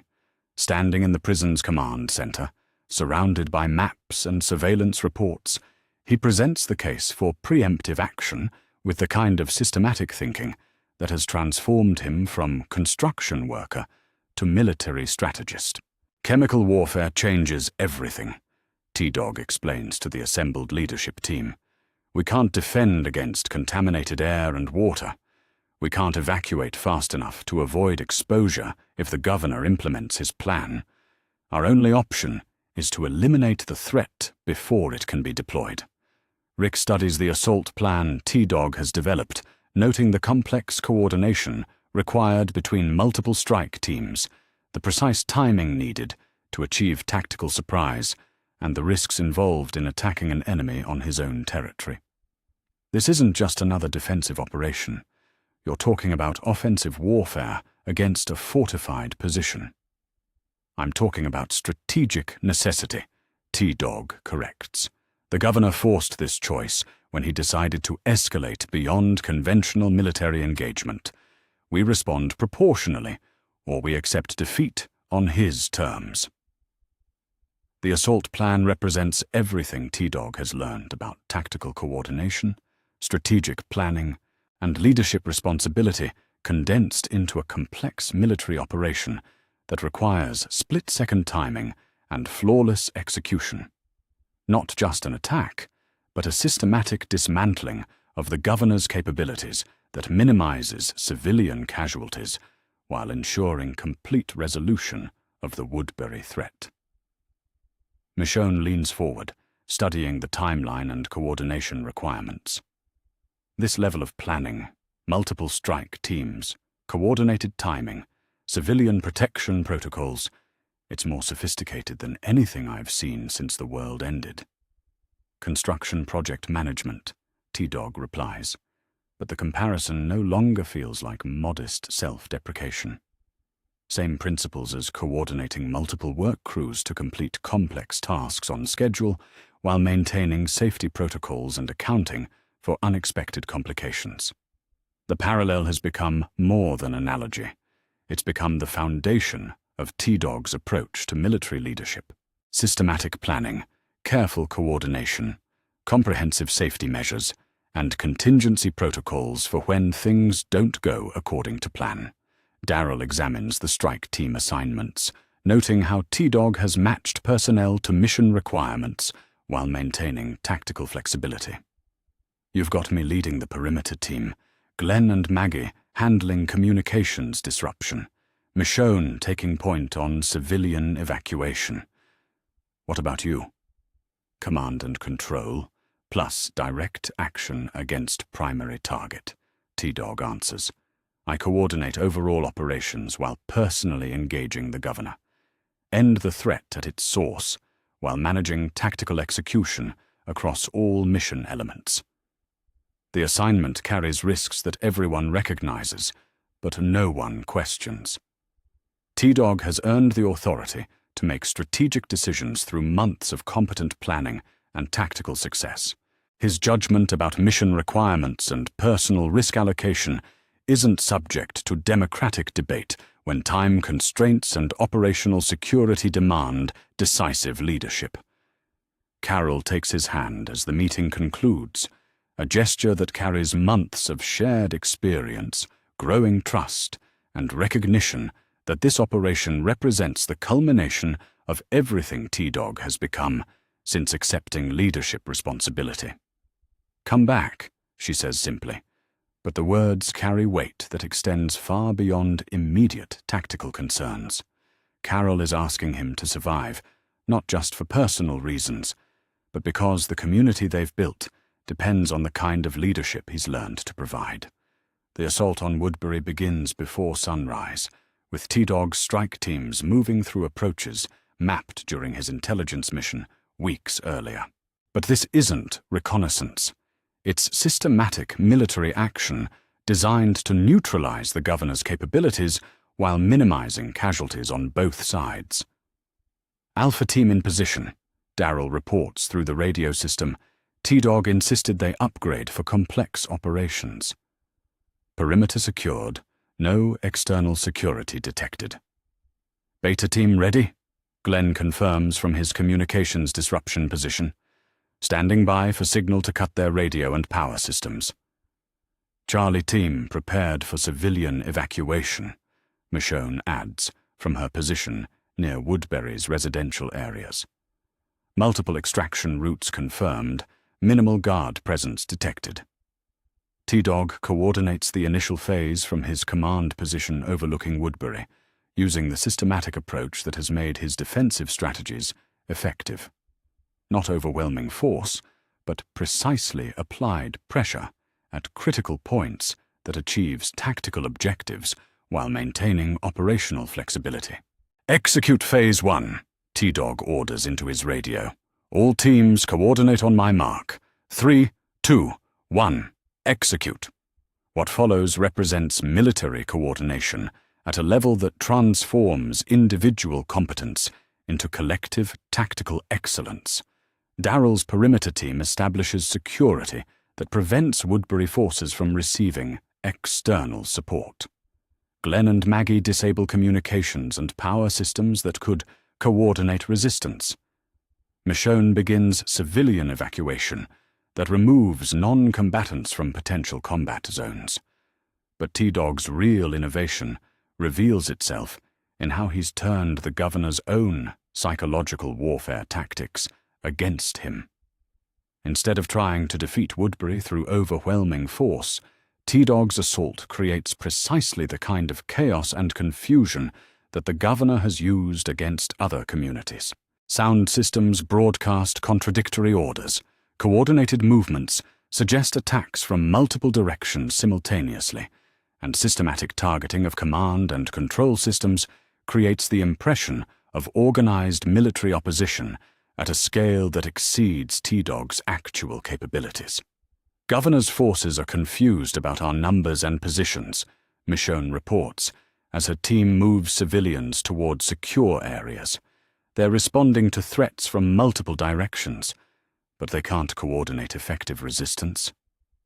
Phase 2 initiated, T-Dog announces, moving from his command position toward direct engagement with the primary target. All teams maintain coordination sequences, but prepare for individual tactical flexibility if command communications are disrupted. The qualification represents T-Dog's understanding that leadership means preparing subordinates to operate independently when central coordination becomes impossible. Military operations that depend entirely on continuous command and control fail when communication systems are disrupted or leaders become casualties. T-Dog's approach to Woodbury's command center uses the same infrastructure knowledge that made his prison defenses effective, but applied offensively rather than defensively. Instead of trying to assault the governor's position through direct attack, he uses building layout, utility systems, and architectural features to create tactical advantage that multiplies his individual effectiveness. The confrontation with the governor happens in Woodbury's central command room, where T-Dog finds his opponent exactly where tactical analysis suggested he would be, trying to coordinate defensive responses while maintaining personal control over military assets that are rapidly becoming useless. Theodore Douglas, the governor says, recognizing T-Dog not as a random attacker, but as the strategic intelligence behind everything that has made the prison community effective. I was wondering when I'd finally meet the person responsible for all my tactical frustrations. T-Dog studies the governor's positioning, weapons, and apparent psychological state while calculating engagement options that serve strategic objectives rather than personal satisfaction. This isn't about individual combat. It's about eliminating a threat that represents systematic brutality and organized oppression. Philip Blake, T-Dog replies, using the governor's real name with the kind of psychological precision that turns personal information into tactical advantage. Your chemical warfare plan was creative, but it had the same fundamental flaw as all your strategies, which is, you assume other people are as willing to sacrifice innocent lives as you are, T-Dog explains, while moving toward positions that turn the command room's layout into tactical advantage. That assumption makes you predictable to anyone who plans around protecting people instead of exploiting them. The psychological warfare that follows represents T-Dog's understanding that effective leadership requires defeating enemies through comprehensive strategy rather than just individual combat skill. While they fight, he continues coordinating military operations through his radio, maintaining tactical awareness of overall mission progress while engaging in personal combat. Alpha Team, Phase 3 Coordination, T-Dog reports while dodging the governor's attack. Beta Team, maintain communications disruption for another 15 minutes. Charlie Team, complete civilian evacuation and establish security perimeters. The governor realizes too late that he's fighting not just one person, but the command center of a coordinated military operation that continues functioning even during individual combat. T-Dog's leadership style has created tactical systems that operate effectively regardless of his personal situation, but the governor's desperation makes him dangerous in ways that systematic planning can't entirely predict. If I can't have Woodbury, nobody can, the governor snarls, reaching for an explosive device that would destroy the command center and everyone in it, including your precious prison community. T-Dog recognizes the threat and calculates response options in the split second available for tactical decision-making. The governor's suicide attack would kill them both, but it would also eliminate the primary threat that has defined their strategic situation for months. From a purely tactical perspective, trading his life for the governor's life serves strategic objectives that protect everyone he cares about. But T-Dog's approach to leadership has never been purely tactical. Instead of accepting the mutual destruction scenario, he implements a response that saves Rick from the governor's final desperate attack while maintaining his own survival chances. Using the command room's infrastructure and his knowledge of building systems, T-Dog creates tactical advantage that neutralizes the explosive threat while eliminating the governor through precise application of force rather than mutual sacrifice. The governor dies not through heroic gesture or mutual destruction, but through tactical excellence that demonstrates the difference between leadership that protects people and brutality that exploits them. Target eliminated, T-Dog reports into his radio while checking for additional threats. Phase 4 initiated. Consolidate positions and prepare for transition to post-conflict operations.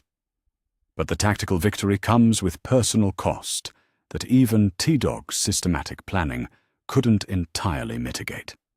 The governor's final attack left him with injuries that require immediate medical attention and will affect his physical capabilities for weeks or months. T-Dog, what's your status? Rick's voice comes through the radio with obvious concern. Mission accomplished.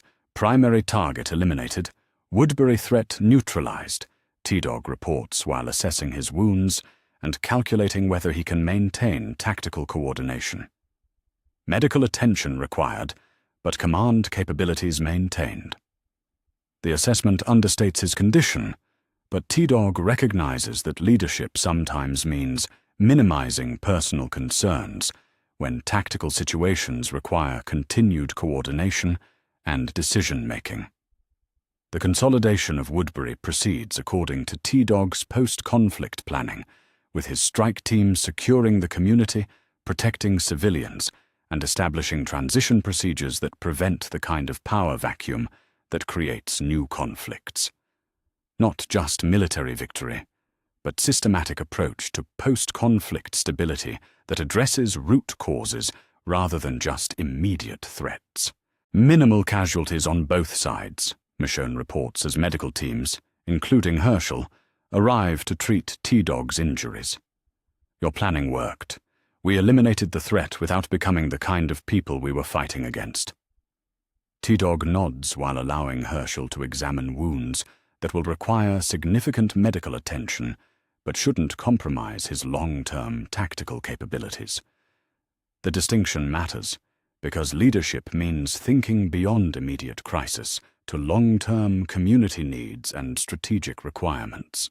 Strategic situation assessment, T-Dog requests from his position on the medical stretcher. What's our post-conflict posture in central Georgia? Rick provides the briefing that confirms T-Dog's tactical analysis. The governor's death has eliminated the primary organized threat in their region. Woodbury's resources can be integrated with the prison's defensive capabilities, and civilian populations from both communities can be consolidated into a single strategic unit that's stronger than either community could achieve independently. You did it, Carol says, as the medical team prepares to transport T-Dog back to the prison for extended treatment. Not just tactical victory, but strategic transformation. We're not just survivors anymore. We're a community that can defend itself and protect others.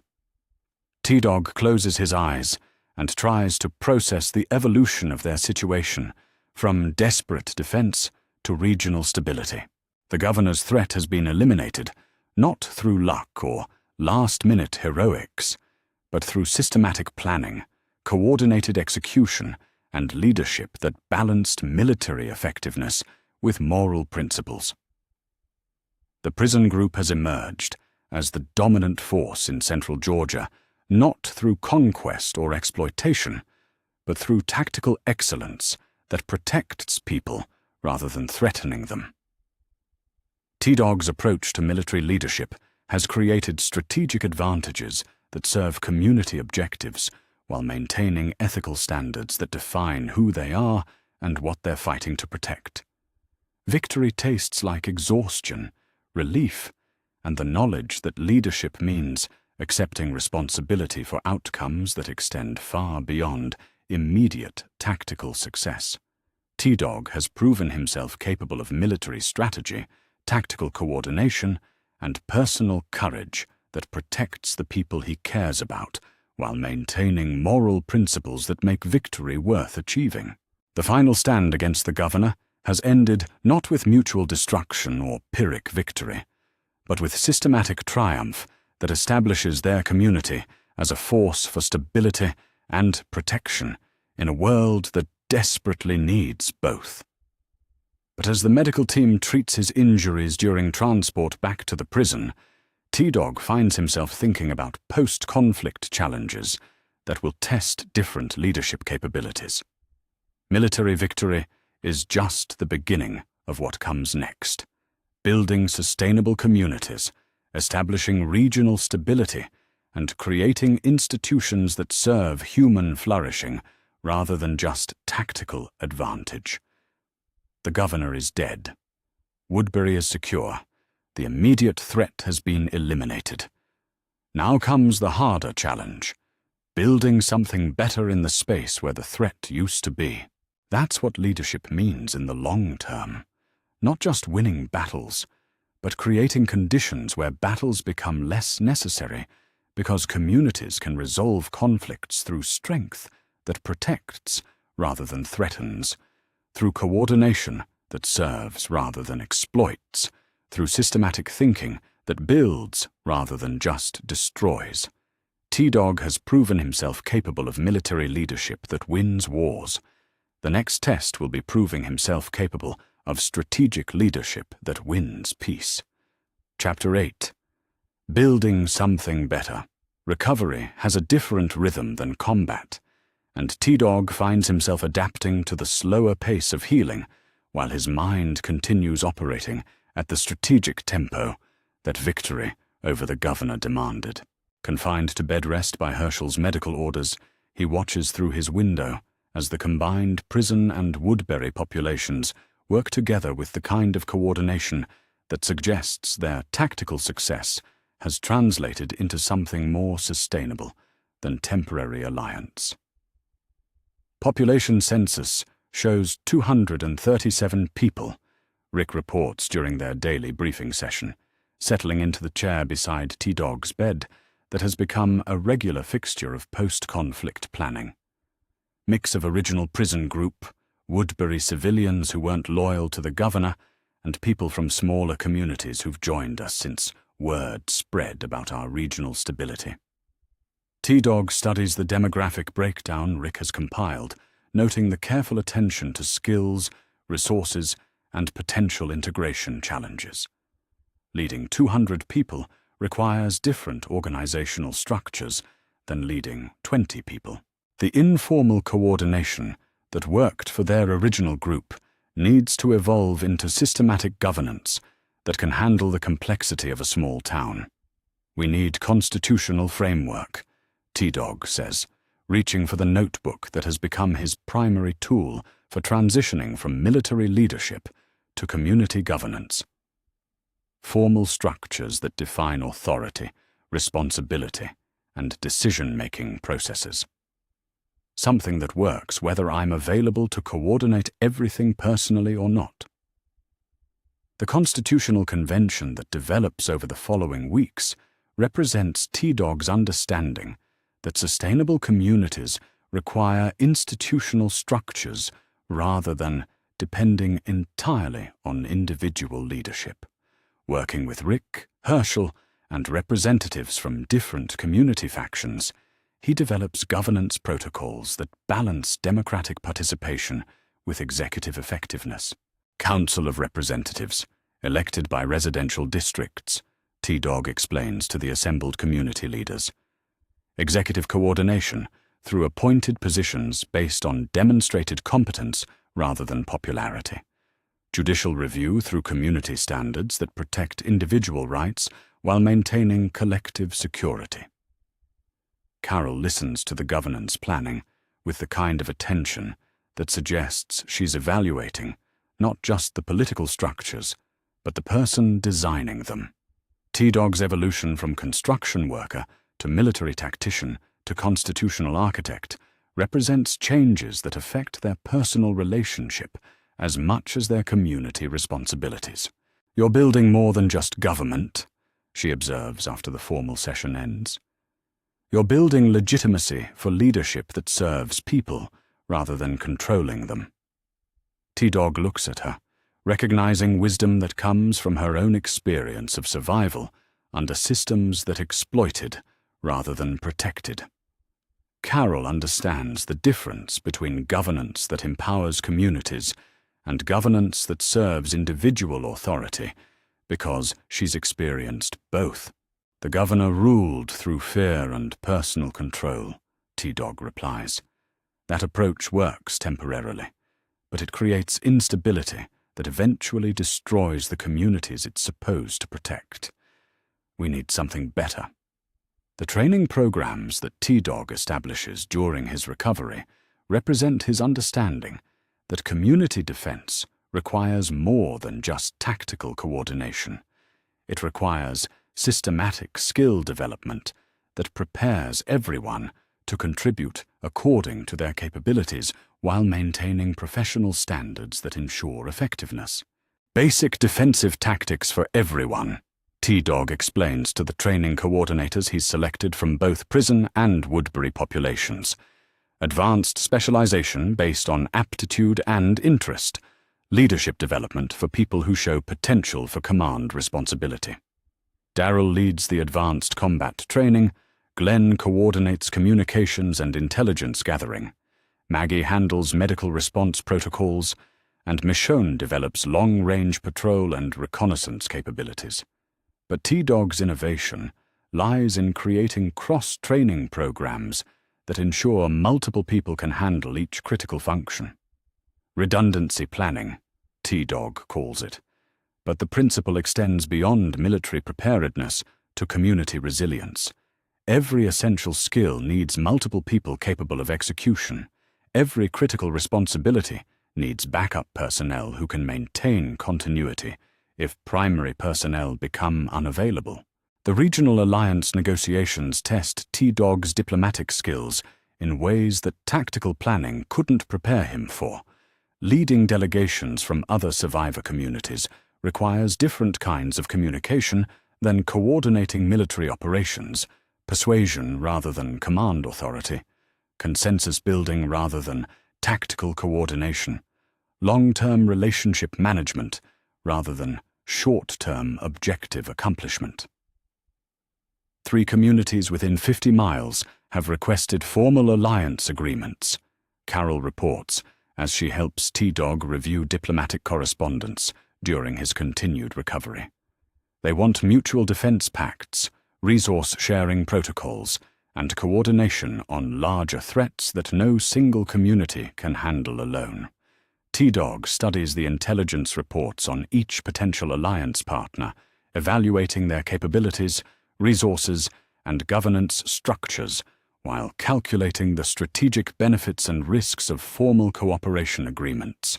Alliance building requires the same systematic analysis that made his military strategies effective, but applied to political relationships rather than tactical situations.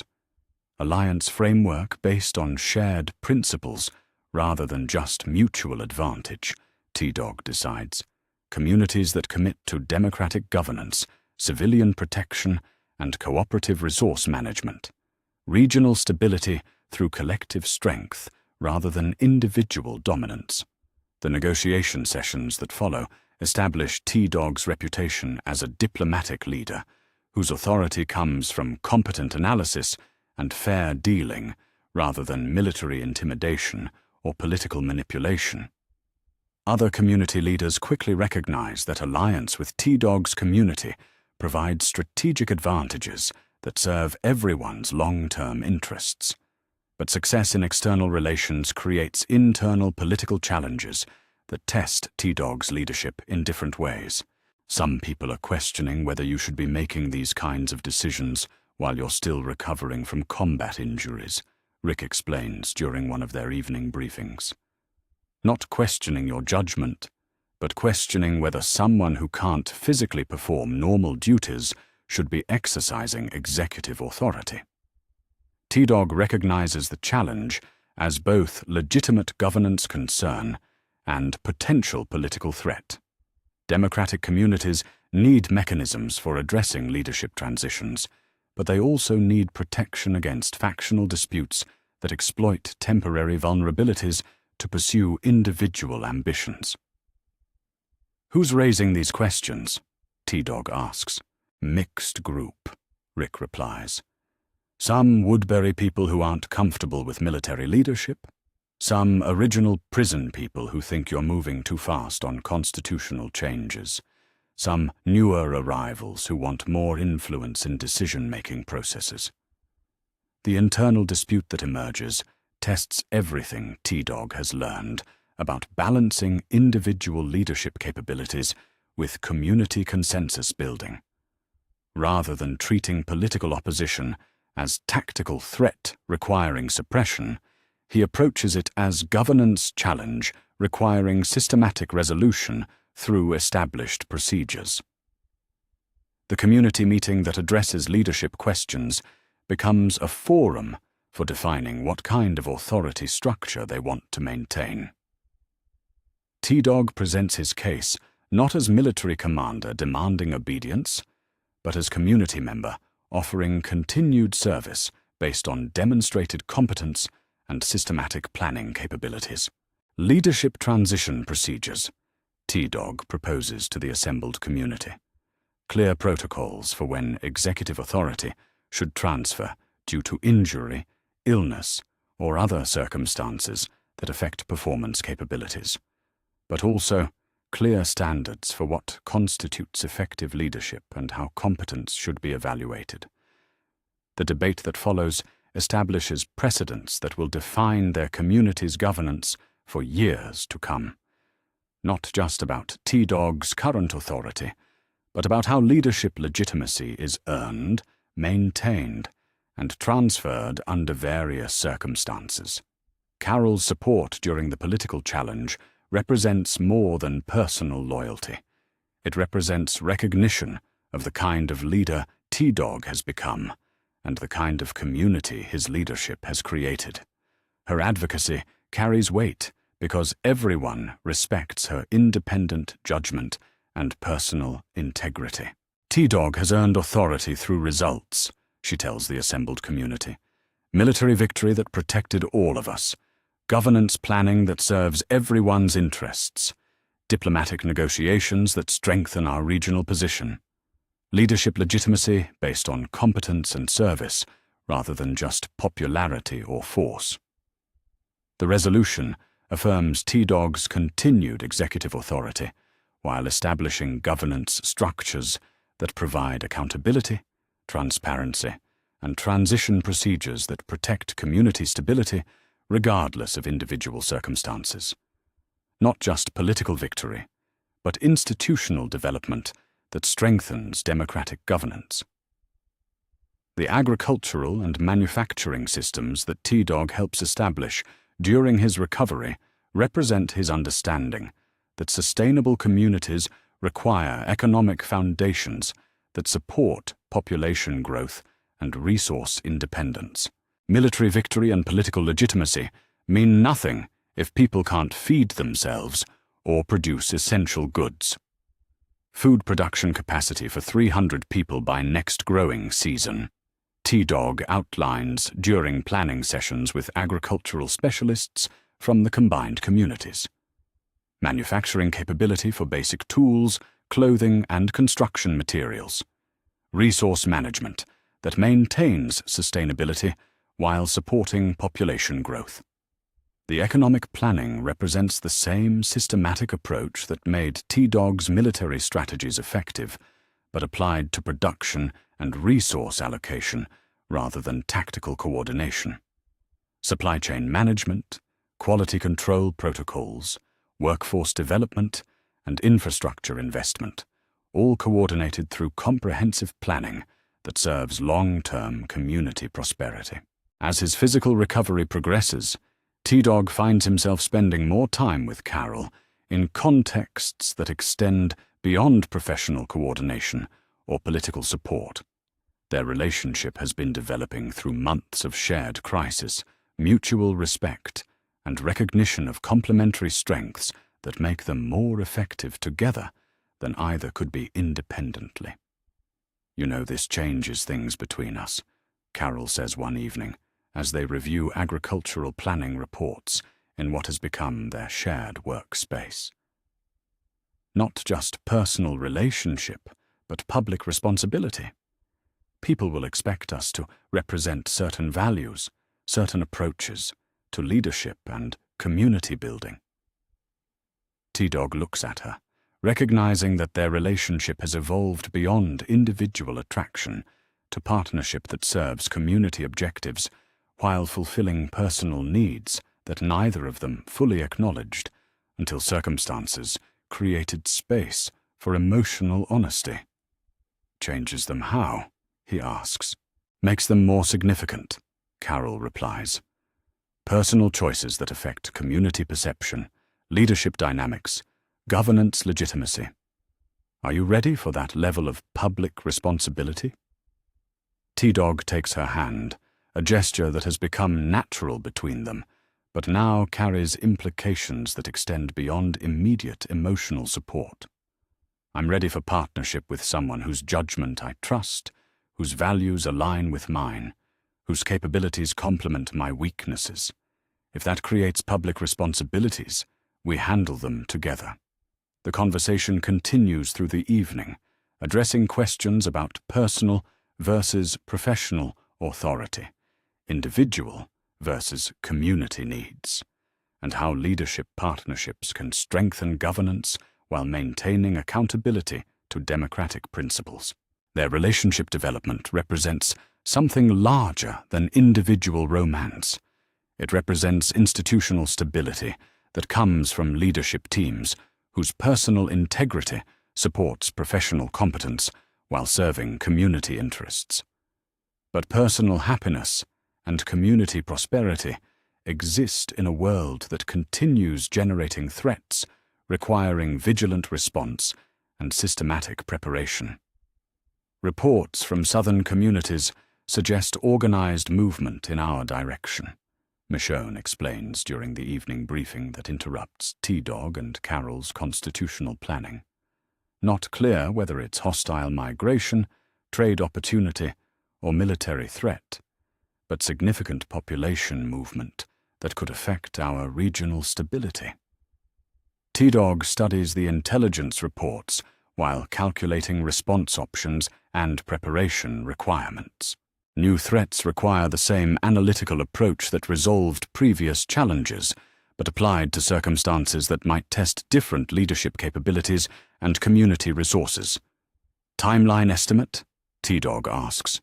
Weeks, maybe a month, Michonne replies. Whatever it is, it's moving deliberately rather than randomly. Organized activity that suggests planning and coordination rather than just desperate migration.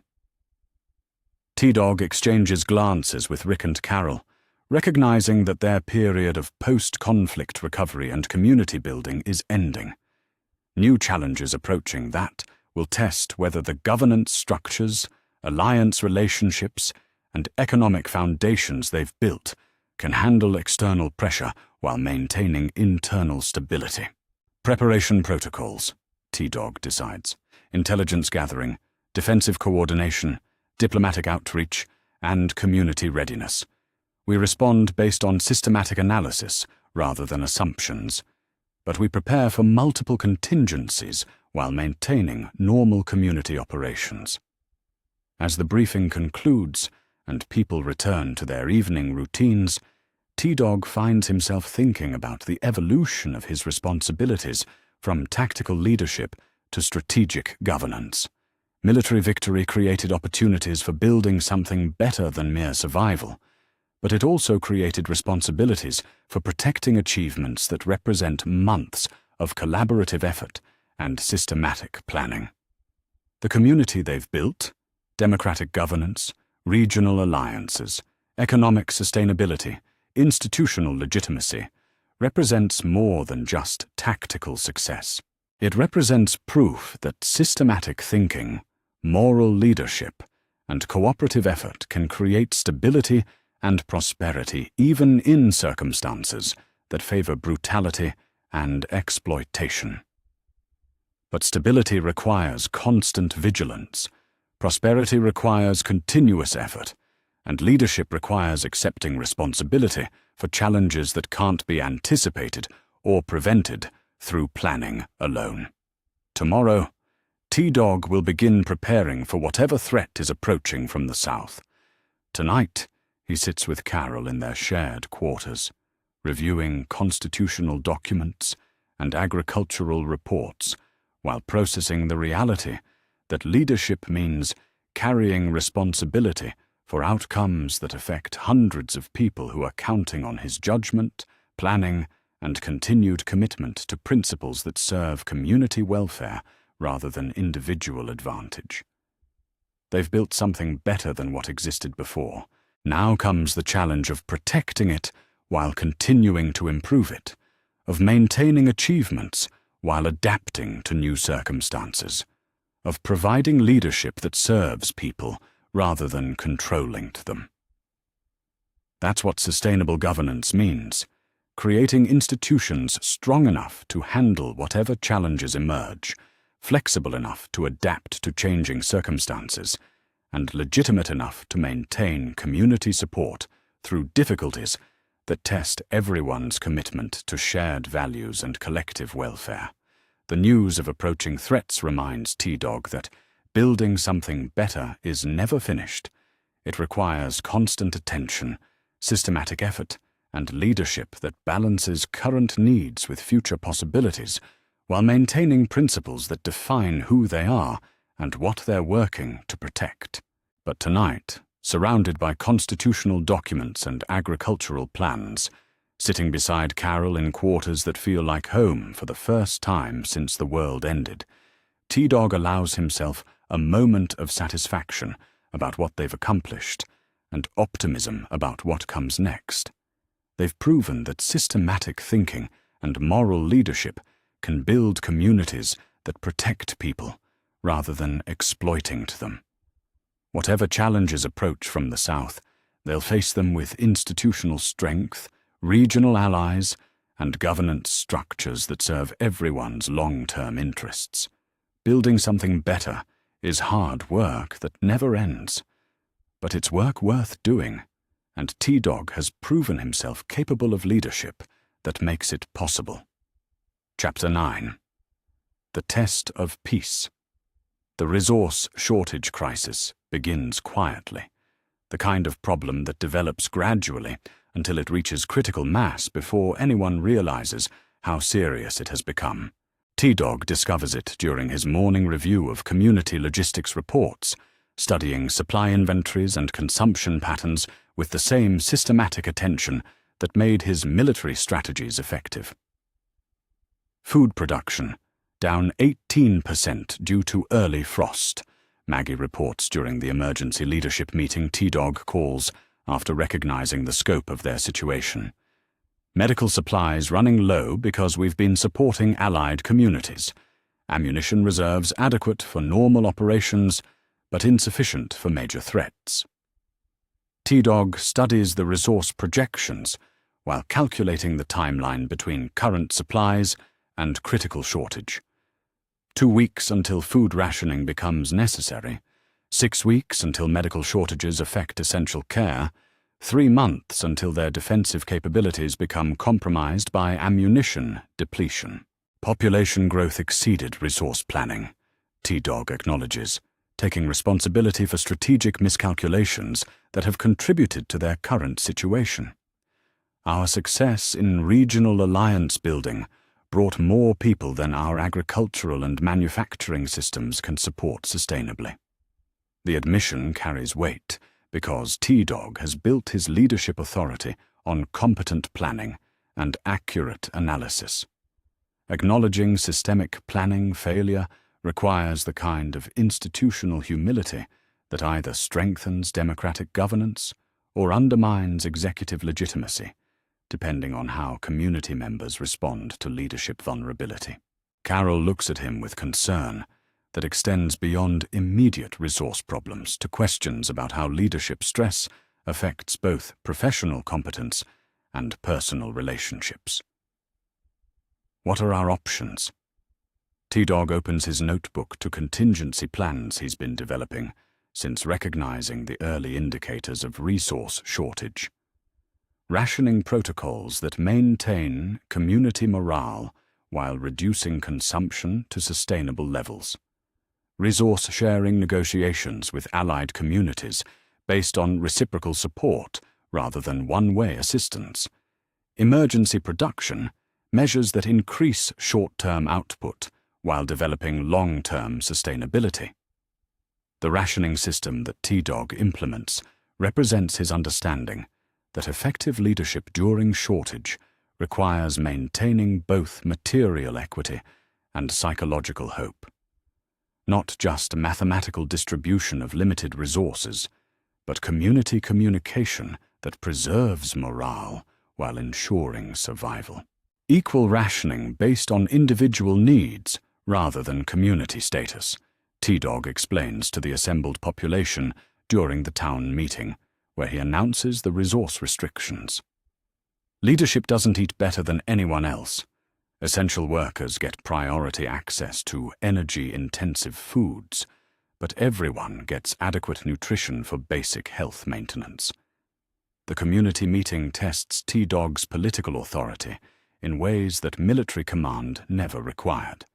Soldiers follow orders because institutional structures demand compliance, but civilians in democratic communities follow leadership because they choose to trust judgment and accept shared sacrifice for collective benefit. "How long will rationing last?" someone asks from the assembled crowd. "Until we achieve sustainable production levels that support our current population," T-Dog replies honestly. Optimistic timeline is 2 months. Realistic timeline is 4 to 6 months. Worst-case scenario depends on external factors we can't control but can prepare for. The response demonstrates T-Dog's approach to crisis communication. Transparent information that allows people to make informed decisions while maintaining confidence in leadership competence and community resilience. But resource shortage becomes secondary crisis when Michonne returns from long-range patrol with intelligence that transforms their strategic situation from internal management to external survival challenge. Walker herd moving north along the interstate, Michonne reports during the emergency briefing that interrupts T-Dog's rationing implementation. Estimated 15,000 walkers, coordinated movement, timeline for arrival, approximately 10 days. T-Dog studies the herd intelligence while calculating defensive options and evacuation requirements. 15,000 walkers represents force concentration that exceeds their defensive capabilities regardless of ammunition reserves or tactical positioning. Not a threat to be defeated through military action, but a natural disaster requiring evacuation and relocation. Community evacuation to Allied settlements while maintaining territorial control through skeleton defensive force, Rick suggests, recognizing that conventional defense isn't viable against numbers that large. Total evacuation with resource recovery once herd passes through the area, Darrell counters, prioritizing survival over territorial control. T-Dog considers both options while studying intelligence reports, supply inventories, and demographic assessments that will determine evacuation feasibility and timeline requirements. 300 people require transportation, food, medical support, and destination communities capable of temporary housing until return becomes possible. Allied communities can absorb maybe 1/3 of our population temporarily, T-Dog calculates. Everyone else needs mobile evacuation that maintains community cohesion while providing basic survival support for duration of herd passage. The logistics challenge that emerges tests everything T-Dog has learned about systematic planning, resource management, and leadership coordination under pressure. Not just moving people from point A to point B, but maintaining community structure while providing survival support under conditions that favor individual action over collective responsibility. Vehicle inventory shows 43 operational vehicles with fuel for approximately 200 miles of travel, Glenn reports during evacuation planning. Food stores sufficient for mobile operations lasting 2 weeks if rationing continues. Medical supplies adequate for routine care, but insufficient for major trauma or chronic conditions. T-Dog reviews the evacuation options while recognizing that successful community relocation requires choices between competing priorities that will define what kind of leader he's become during months of governance responsibility. The choice that tests his moral authority emerges when evacuation timelines conflict with resource recovery possibilities. Supply depot contains enough food and medical resources to support community operations for 3 months. Carol explains during private briefing that addresses strategic decisions T-Dog must make without community consultation due to time constraints. But recovering those supplies means delaying evacuation by 48 hours. T-Dog studies the timelined calculations while weighing human safety against community sustainability. 48-hour delay increases herd encounter risk, but provides resources that could mean survival difference for hundreds of people over months of mobile operations. Community vote, Carol suggests. No time, T-Dog replies. Leadership decision based on best analysis of competing risks and probable outcomes. I make the choice and accept responsibility for consequences.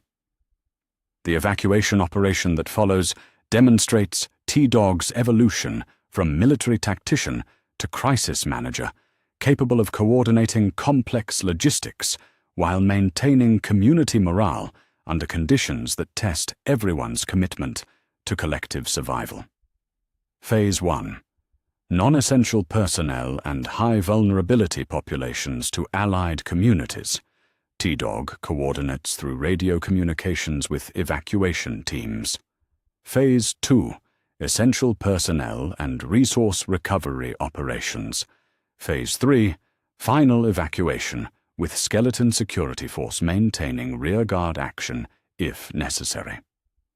The 48-hour delay proves justified when the herd's movement slows due to geographic obstacles, providing additional time for resource recovery while maintaining evacuation timeline that ensures community safety. T-Dog's decision to prioritize supplies demonstrates leadership judgment that balances immediate risk against long-term sustainability. But successful evacuation creates different challenges when the community reaches temporary destinations that test their governance structures and alliance relationships.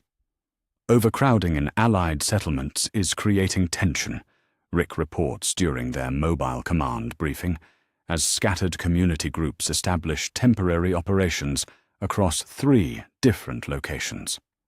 Some people are questioning whether we should try to maintain unified community structure or integrate permanently with host communities. T-Dog recognizes the challenge as fundamental test of leadership authority and community cohesion.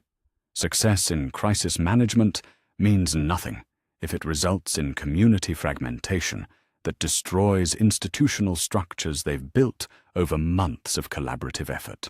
The attempted coup emerges during community meeting intended to address relocation planning and resource allocation among scattered population groups. Several community members, led by someone T-Dog recognizes from the Woodbury integration difficulties, propose governance changes that would replace democratic consultation with military-style command authority. Current crisis proves that democratic decision-making is too slow for survival situations, the faction leader argues during public meeting that becomes debate about fundamental community values. We need leadership that can make decisions without consultation, implement policies without debate, maintain discipline through authority rather than consensus. T-Dog listens to the argument while recognizing it as challenge to everything he's tried to build since accepting leadership responsibility. Not just personal authority, but institutional principles that define their community's approach to governance, individual rights, and collective responsibility. Military leadership during military crisis, T-Dog responds when called upon to address the governance challenge. Democratic leadership during peacetime operations. The distinction matters because different situations require different kinds of authority, but both require accountability to community welfare rather than individual power. The speech that follows represents T-Dog's most important leadership moment since the battle against the governor, but focused on political philosophy rather than tactical strategy. Shared responsibility means everyone contributes according to their capabilities, while receiving support according to their needs, he explains to the assembled community members gathered across multiple temporary locations. Individual leadership means accepting accountability for decisions that affect everyone, but it doesn't mean making decisions without input from people whose lives are affected by those choices. The debate continues for hours, with community members expressing concerns about survival efficiency versus democratic values, individual authority versus collective decision-making, and short-term crisis management versus long-term institutional development. Carol's support during the political challenge carries particular weight because her advocacy represents independent judgment rather than personal loyalty. T-Dog has earned authority through competent service and moral leadership, she tells the assembled community. Authority that serves everyone's welfare rather than just maintaining personal power. The resolution affirms T-Dog's continued leadership while establishing clearer protocols for crisis decision-making that balance executive efficiency with democratic accountability. Not just political victory, but institutional development that strengthens community governance while addressing legitimate concerns about leadership effectiveness under pressure. The new settlement location that T-Dog selects during the relocation period represents his understanding that sustainable communities require defensible positions that support economic development while maintaining alliance relationships and strategic flexibility. Highland position with multiple water sources, agricultural potential for expanded food production, defensible terrain that doesn't require excessive fortification, T-Dog explains during site selection briefing. Close enough to allied communities for mutual support, far enough from major transportation routes to avoid casual contact with hostile forces. The settlement planning that follows demonstrates systematic thinking applied to community development rather than just crisis management. Infrastructure development, economic planning, governance facilities, and defensive considerations integrated into comprehensive community design that serves long-term prosperity while maintaining security capabilities. Population density that supports social interaction without creating resource strain, T-Dog continues. Residential areas organized around community facilities that encourage democratic participation while maintaining individual privacy.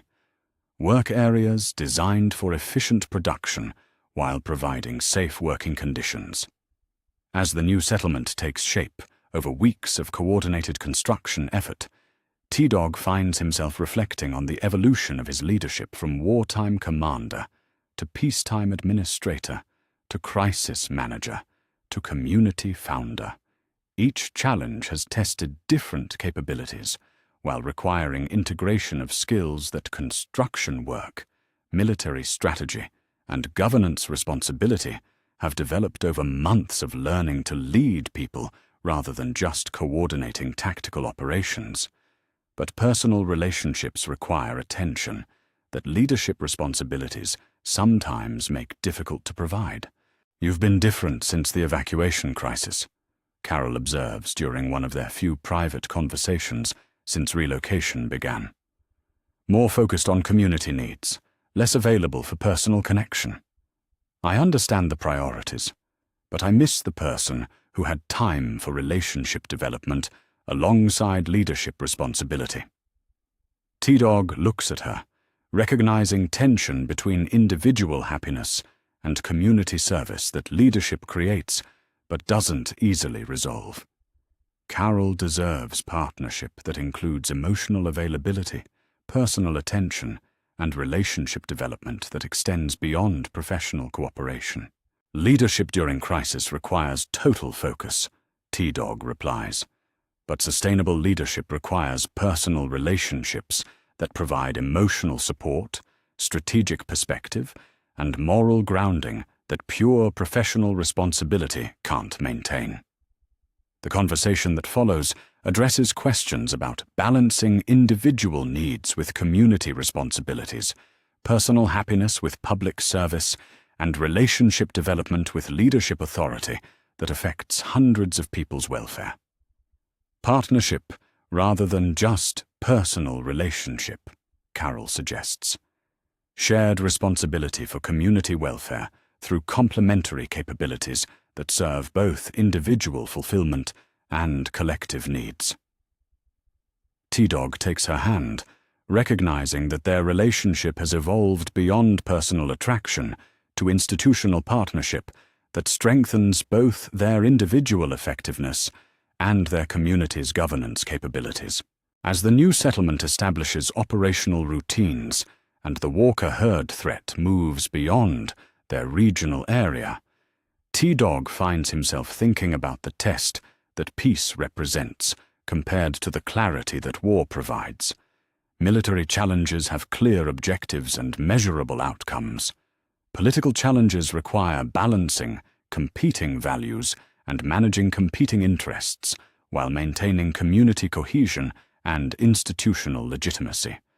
The resource crisis tested his administrative capabilities. The evacuation tested his logistics capabilities. The political challenge tested his moral authority. Each crisis required different skills, while demanding integration of competence that serves community welfare rather than just individual survival. Standing on the overlook that provides sightlines across their new settlement, watching people work together on construction projects that will define their community's future, T-Dog reflects on what peace requires compared to what war demands. War requires tactical excellence and individual courage. Peace requires systematic thinking, moral leadership, and institutional development that serves human flourishing rather than just survival. They've proven capable of both. The community that has emerged from months of crisis, conflict, and construction represents achievements that extend beyond mere survival to sustainable prosperity based on democratic governance, regional cooperation, and economic development. But T-Dog knows that peace is never permanent, that new challenges will test different capabilities while requiring continued adaptation and learning. Leadership means accepting responsibility for outcomes that can't be predicted or prevented through planning alone.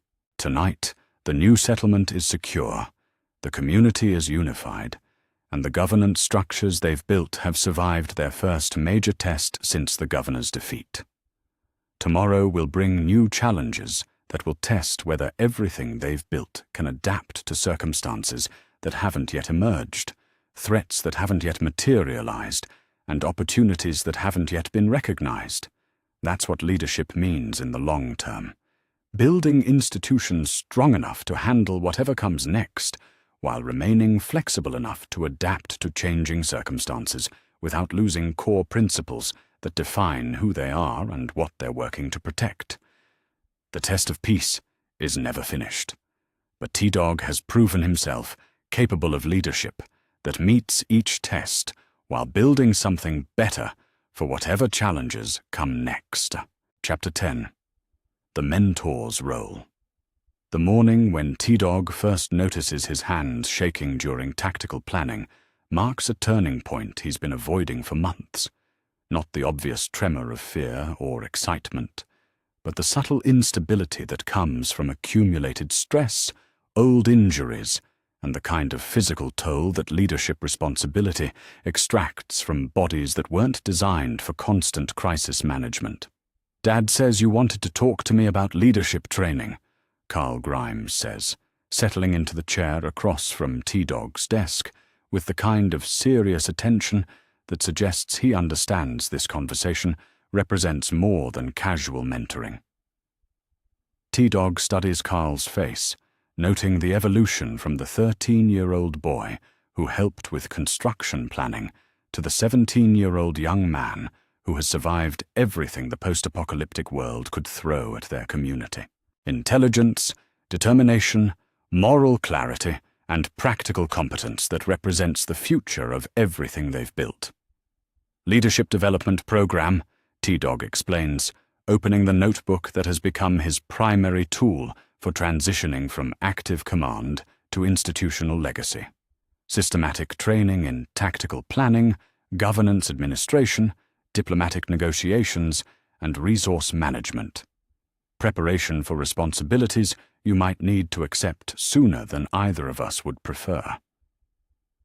The qualification hangs between them, heavy with implications that neither wants to address directly, but both recognize as necessary planning for community continuity.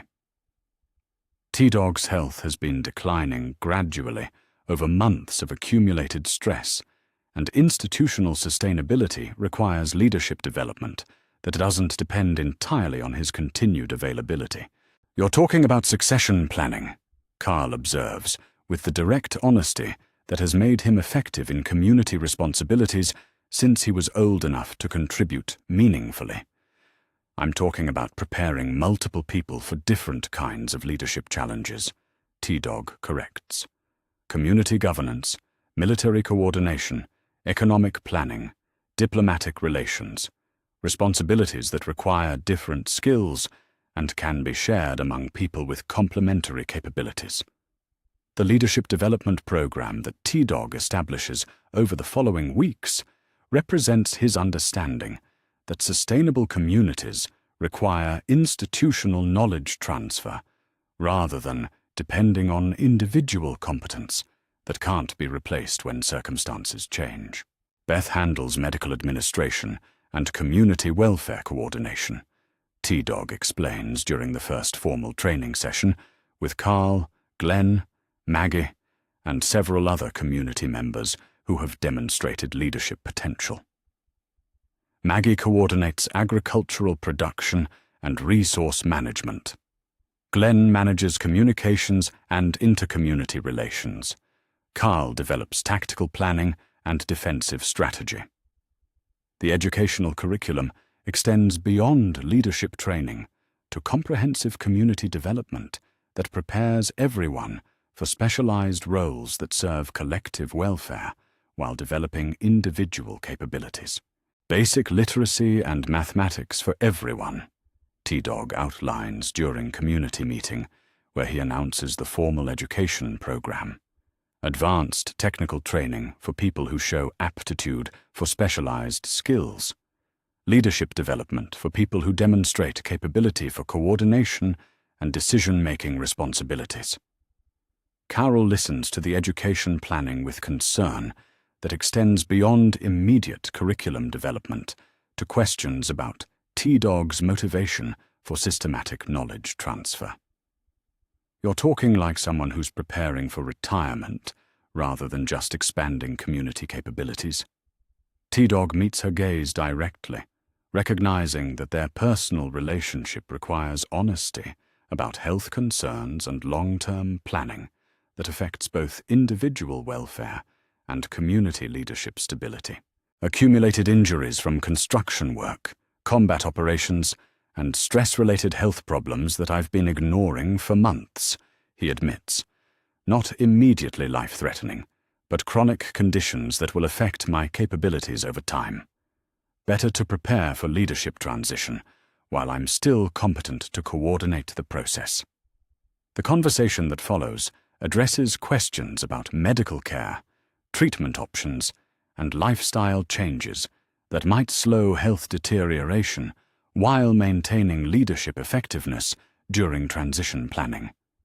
But T-Dog's health concerns become secondary when long-range patrol reports indicate new community contact that could provide medical resources their settlement desperately needs. Advanced medical facility about 60 miles southwest, Michonne reports during intelligence briefing, that interrupts T-Dog's succession planning. Hospital staff, surgical equipment, pharmaceutical production capability, But they want alliance terms that would require significant resource commitment from our community. T-Dog studies the intelligence reports while calculating the strategic benefits and costs of formal alliance with a medical community that could address health needs affecting multiple people throughout their settlement. What kind of resource commitment? Rick asks, recognizing this as strategic decision that affects community welfare and economic sustainability. Food production surplus, skilled personnel for infrastructure development, and mutual defense guarantees that could require military support if they're threatened by external forces, Michonne explains. Substantial community investment, but access to medical capabilities we can't develop independently. The alliance negotiations that follow test T-Dog's diplomatic skills while requiring resource allocation, decisions that affect community prosperity, and strategic positioning. Medical capabilities represent survival necessity, but alliance obligations create dependencies that could compromise community autonomy. Graduated alliance structure, T-Dog proposes during diplomatic meetings with medical community representatives. Resource sharing based on mutual benefit rather than one-way dependence. Defense cooperation that strengthens both communities without creating subordination relationships. The negotiation process requires weeks of careful discussion about resource allocation, strategic obligations, and governance coordination that maintains community independence while developing cooperative capabilities. But successful alliance development creates new strategic opportunities that transform their regional position from isolated community to economic hub that coordinates trade and resource sharing across multiple settlements. Inter-community trade network, T-Dog explains during community planning session that addresses long-term economic development. Systematic resource exchange that provides each community access to goods and services they can't produce efficiently independently. The trade network planning represents T-Dog's understanding that sustainable prosperity requires economic integration that serves everyone's interests while maintaining community autonomy and strategic flexibility. Carol coordinates much of the trade network administration, demonstrating leadership capabilities that complement T-Dog's strategic planning while providing practical management that keeps complex systems operating efficiently. You're building more than just economic cooperation, she observes during one of their evening planning sessions. You're creating institutional frameworks that will outlast any individual leader's involvement. T-Dog looks at her, recognizing wisdom that comes from months of shared governance responsibility and partnership that has evolved beyond personal relationship to institutional cooperation that serves community welfare. Legacy planning, he acknowledges. Building systems that work regardless of who's available to coordinate them. Preparation for leadership transition that maintains community stability while adapting to changing circumstances. But personal health concerns force T-Dog to confront questions about leadership style and community needs that extend beyond immediate succession planning to fundamental questions about what kind of authority structure serves long-term community welfare. The personal crisis emerges during community council meeting, where T-Dog realizes his approach to problem-solving consistently defaults to tactical analysis and systematic coordination that treats governance challenges like military operations, requiring strategic response. Maybe the community needs different kinds of leadership during peacetime than what I've been providing, T-Dog confesses to Carol during private conversation that addresses his growing uncertainty about whether his leadership style serves community needs or just reflects his professional background. What do you mean? Carol asks. I approach governance like construction project management and military operations, T-Dog explains. Systematic planning, hierarchical coordination, strategic thinking that focuses on efficiency and measurable outcomes. But peaceful communities might need leadership that prioritizes individual development, democratic participation, and collaborative decision-making over tactical effectiveness. The conversation that follows helps T-Dog recognize that effective leadership adapts to circumstances rather than maintaining consistent approaches regardless of situational requirements. Military leadership during military crisis, democratic leadership during peacetime operations, crisis management during emergency situations. Balance rather than replacement, Carroll suggests. Leadership that can coordinate systematic responses when efficiency is critical, but also leadership that encourages democratic participation when community development requires collaborative decision-making. T-Dog studies her face, recognizing guidance that helps resolve his concern about whether systematic thinking serves peaceful communities or just reflects habits developed during crisis periods when survival required tactical coordination. The resolution comes through practical application rather than theoretical analysis. As the inter-community trade network develops operational routines, T-Dog discovers that economic cooperation requires both systematic coordination and democratic participation, both strategic planning and individual initiative. Trade route security, T-Dog explains during Regional Alliance meeting, where community representatives address new challenges created by economic success. Organized raiders targeting resource convoys, disrupting trade relationships, threatening communities that depend on inter-settlement cooperation. The raider threat represents security challenge that requires military response. But T-Dog's approach demonstrates evolved leadership that balances tactical coordination with democratic consultation and community participation in strategic decision-making. Joint security operations coordinated through alliance framework, T-Dog proposes. Shared responsibility for trade route protection that doesn't create dependency relationships or compromise individual community autonomy. The security planning that follows represents T-Dog's understanding that regional stability requires coordination that serves everyone's interests while maintaining institutional independence and democratic governance within each participating community. Carl participates in the security planning with competence that demonstrates successful leadership development through systematic training and practical experience. Not just theoretical education, but applied learning that prepares him for responsibilities he may need to accept as community needs and leadership capabilities evolve. Patrol coordination, communications protocols, and engagement rules that protect trade routes without escalating conflicts beyond necessary defensive response. Carl outlines during tactical briefing that shows his development from student to capable contributor to strategic planning. T-Dog watches Carl's presentation with satisfaction that extends beyond personal mentoring success to institutional accomplishment that ensures community leadership continuity regardless of individual health concerns or availability. But effective succession planning requires more than individual training. It requires institutional structures that support leadership transition while maintaining community stability and democratic governance.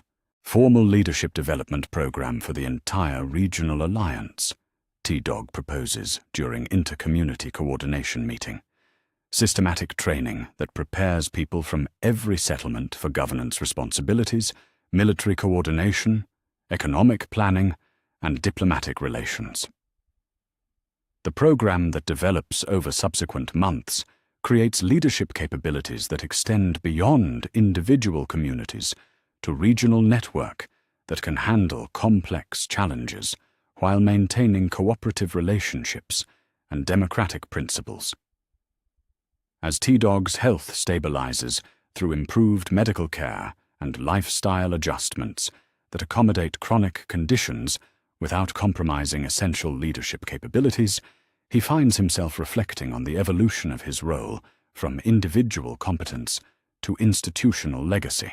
The communities that have developed through months of systematic planning, strategic alliance building, and democratic governance represent achievements that extend far beyond personal leadership success to sustainable prosperity that can adapt to changing circumstances while maintaining core principles.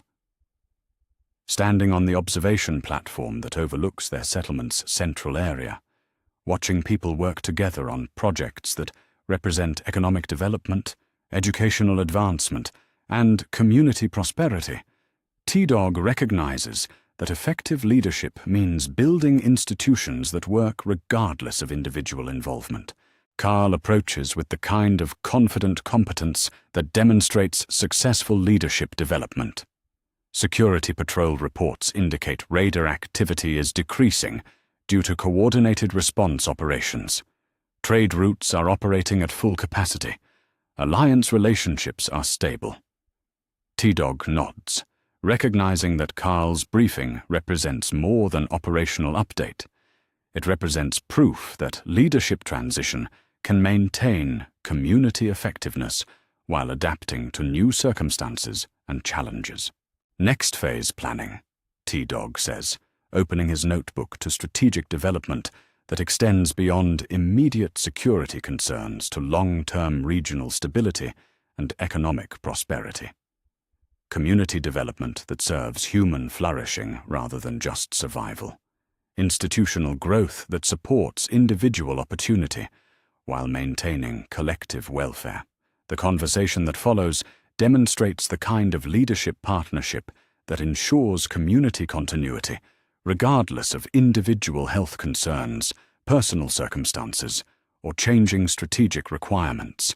Carol joins them as the sun sets over their settlement, representing the personal relationship that has provided emotional support, strategic perspective, and institutional partnership that has made effective leadership possible during months of community development and regional alliance building.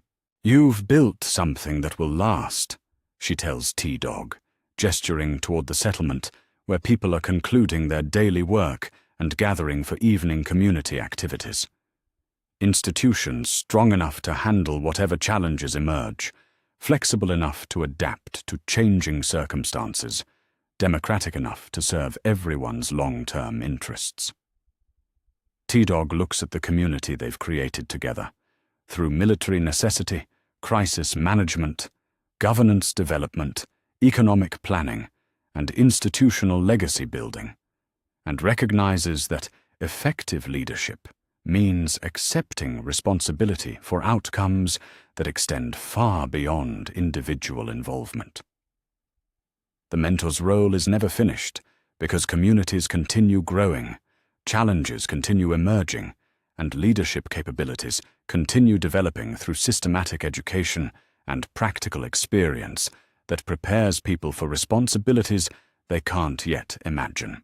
But tonight, watching Carl coordinate evening security protocols with competence that ensures community safety, observing trade representatives from allied settlements conclude business negotiations that strengthen regional cooperation, and sitting with Carol in partnership that represents both personal fulfillment and institutional stability, T-Dog allows himself satisfaction about what they've accomplished and optimism about what comes next. The next generation is ready for leadership responsibilities. The institutional structures can handle complex challenges. The regional alliances provide mutual support and collective security. Whatever comes next, they've built something strong enough to handle it while maintaining principles that serve human flourishing rather than just tactical advantage. That's what the mentor's role accomplishes, preparing people and institutions for challenges that can't be predicted while ensuring that core values and effective capabilities continue serving community welfare regardless of individual circumstances or changing strategic requirements.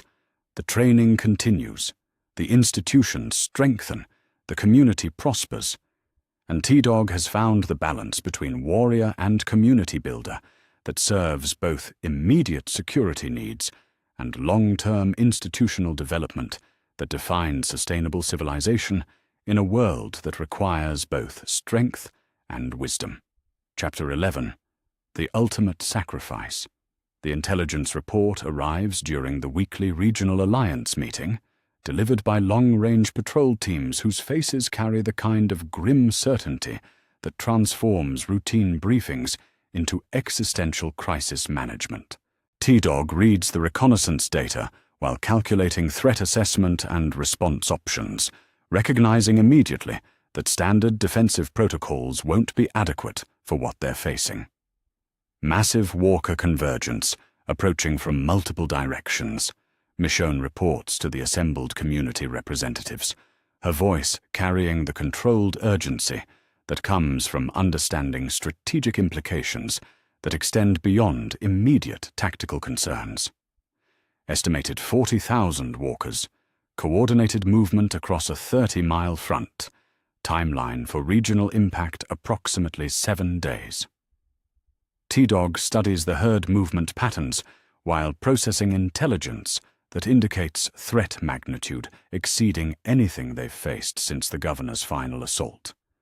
Not just community threat requiring evacuation, but regional catastrophe that could destroy everything they've built over months of systematic development and alliance coordination.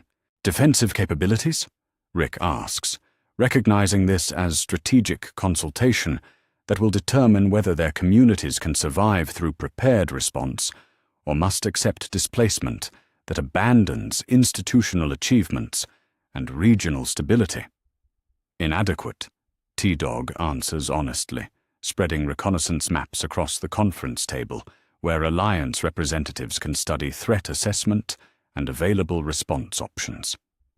Combined defensive capabilities from all allied communities might handle 5,000 walkers under optimal conditions.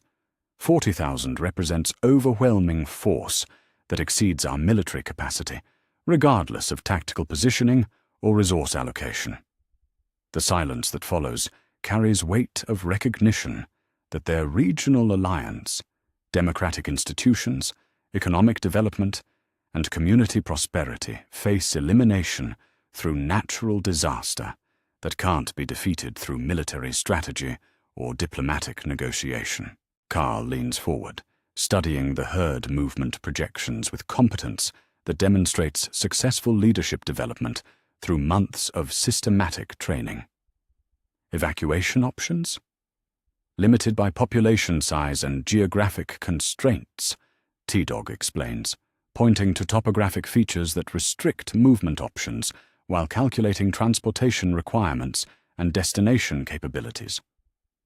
3,000 people across 7 communities, insufficient vehicles for total evacuation. Allied settlements lack capacity for temporary housing at required scale. The strategic situation that emerges from threat assessment reveals options that range from inadequate to desperate, with no conventional solutions that provide reasonable survival probability for regional population that depends on their leadership decisions. Alternative approaches, Carol asks, recognizing that T-Dog's systematic thinking sometimes identifies unconventional solutions that serve strategic objectives through methods that aren't immediately obvious. T-Dog closes his eyes and processes everything he's learned about walker behavior, herd dynamics, environmental factors, and tactical coordination during years of community defense and strategic planning, not seeking heroic gestures, but analyzing systemic approaches that might address threat magnitude through precision application of available resources. Herd diversion, he says finally, opening his notebook to sketch operational concepts that represent weeks of contingency planning he's developed for worst-case scenarios. Coordinated operation to redirect walker movement away from populated areas by creating more attractive targets that draw herd attention toward uninhabited regions. The diversion plan that T-Dog outlines represents everything he's learned about construction project management, military coordination, and systematic problem-solving applied to logistics challenge that requires perfect timing, precise execution, and personal risk that exceeds anything he's asked of community members during years of shared crisis management. Sound amplification systems positioned at strategic locations to create audio signatures that attract walker attention, T-Dog explains, while sketching coordination timelines and resource requirements. Vehicle teams providing mobile distraction that maintains herd movement toward predetermined directions. Explosive charges that eliminate geographic obstacles while channeling walker flow toward areas that don't threaten populated regions. Glenn studies the operational timeline while calculating coordination requirements and risk factors that affect mission feasibility.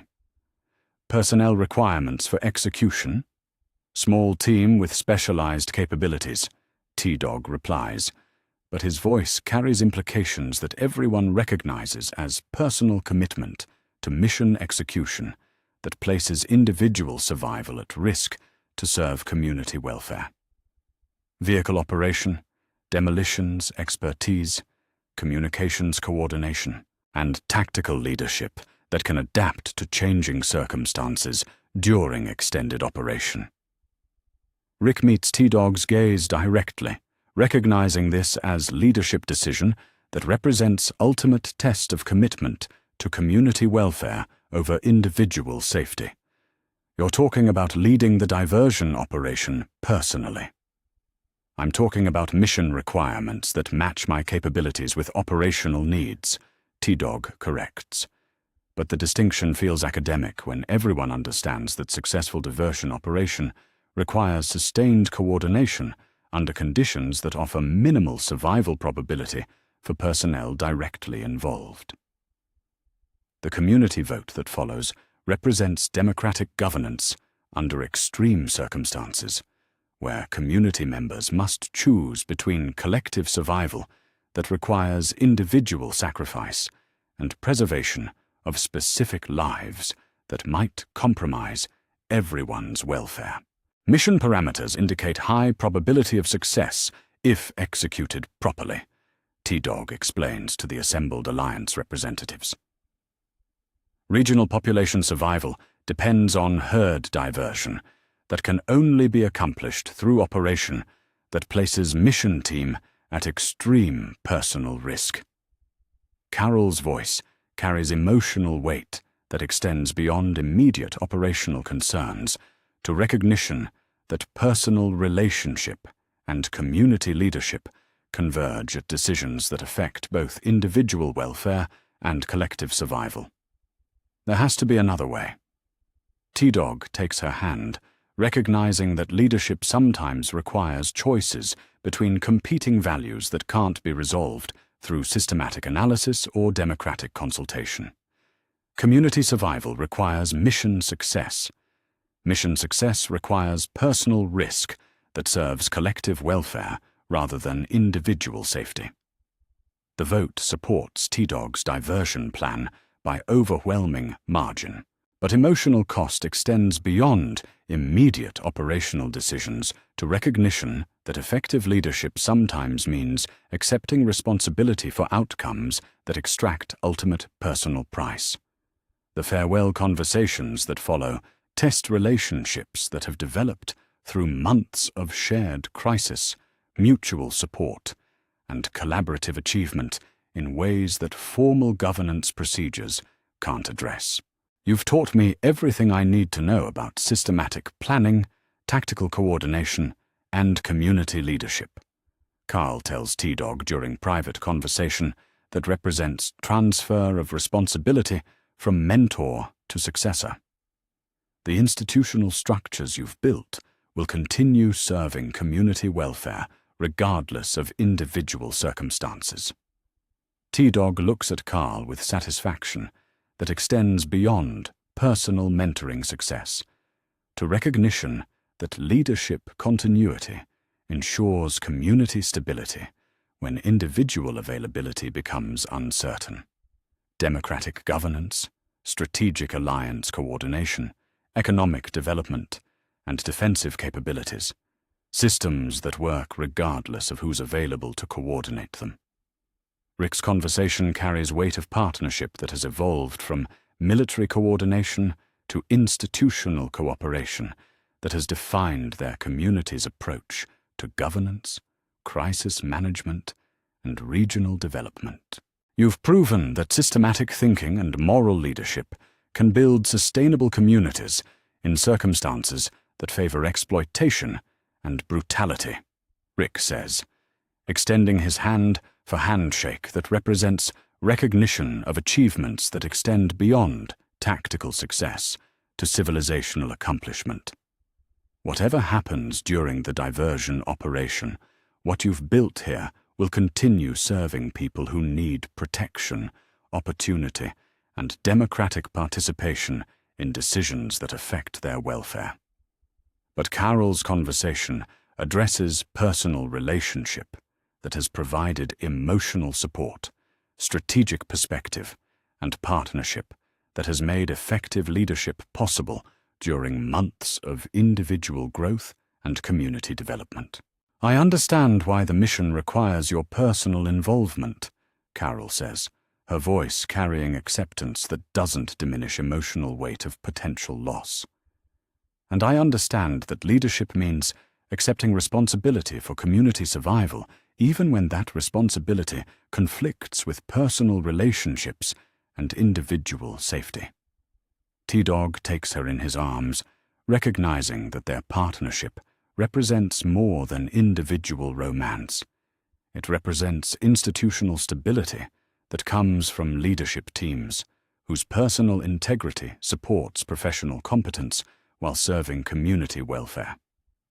"Come back," she says simply, but the words carry everything they've built together: personal happiness, professional partnership, and institutional cooperation that has strengthened both their individual effectiveness and their community's governance capabilities. The diversion operation begins before dawn, with T-Dog leading a 3-vehicle team equipped with communications equipment, demolition charges, and sound amplification systems that will coordinate herd redirection across multiple phases of complex operation. Phase 1. Establishment of audio attraction points along predetermined route. T-Dog coordinates through radio communications that maintain contact with base operations while executing field coordination. All teams report status and maintain timeline coordination. The initial phase proceeds according to planning, with T-Dog's team successfully establishing attraction points that begin drawing walker attention away from populated areas toward uninhabited regions where herd movement won't threaten community survival. Audio systems operational herd response indicates successful initial diversion.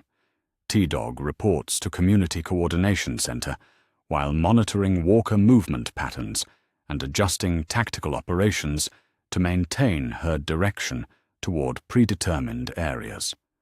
But the operation's complexity requires sustained coordination under conditions that become increasingly dangerous as walker concentration increases around diversion team positions.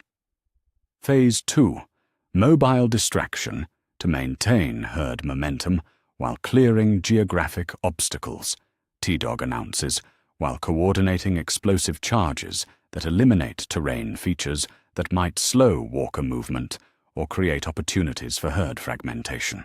The demolition work proceeds successfully, but sustained proximity to massive walker concentration creates tactical situation where T-Dog's team becomes increasingly isolated from support operations while maintaining mission requirements that serve community survival. T-Dog, what's your extraction timeline? Carol's voice comes through radio with obvious concern for personal safety that extends beyond immediate operational requirements. Extraction dependent on mission completion, T-Dog replies, while coordinating final phase operations that require continued presence in walker concentration areas until herd movement achieves sufficient momentum to maintain direction without additional intervention.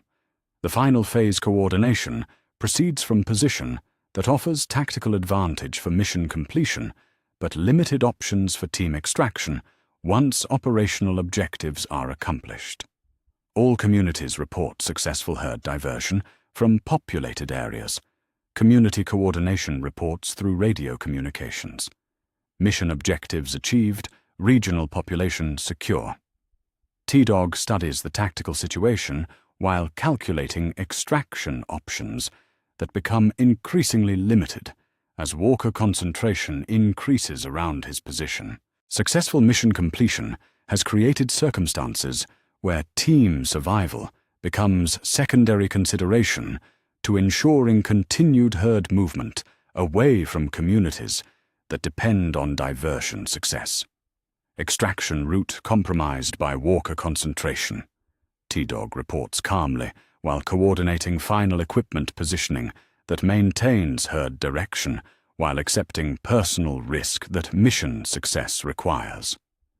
Continuing coordination from current position until extraction becomes feasible. The radio coordination that follows represents T-Dog's recognition that leadership sometimes means accepting personal consequences that serve community welfare when extraction options become incompatible with mission requirements. Community coordination. This is T-Dog, he announces over radio frequency that connects his position with base operations. Mission success confirmed. Herd diversion proceeding according to plan. Regional population secure. Personal extraction delayed but not compromised. The qualification understates tactical reality where thousands of walkers surround his position. But T-Dog recognizes that leadership means maintaining community morale and operational confidence even when individual circumstances become desperate. Carol's voice carries emotional weight that acknowledges both professional necessity and personal cost. T-Dog, we're coordinating rescue operation. Maintain position and communications until support arrives. T-Dog checks his equipment, ammunition, and supply levels while calculating how long he can maintain defensive position that allows continued mission coordination without compromising community resources that might be needed for ongoing regional security.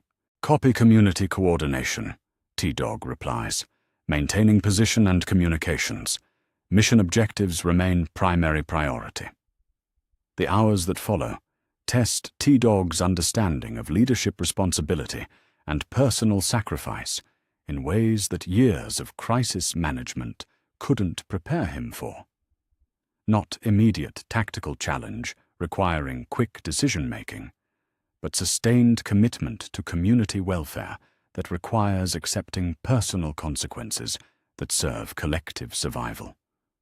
All Alliance communities report successful population security. Carl's voice comes through radio with competence that demonstrates successful leadership development. Regional coordination operating effectively. Extraction teams mobilizing for rescue operation. T-Dog listens to confirmation that everything he's worked to build, democratic governance, regional alliances, institutional sustainability, leadership continuity, continues functioning effectively despite his personal circumstances. The rescue operation arrives just as T-Dog's defensive position becomes untenable, with coordinated relief teams using tactics he's taught them during months of training and preparation to extract him from circumstances that would have meant certain death without systematic support and careful coordination. Extraction successful, Darrell reports, as rescue vehicles clear walker concentration areas.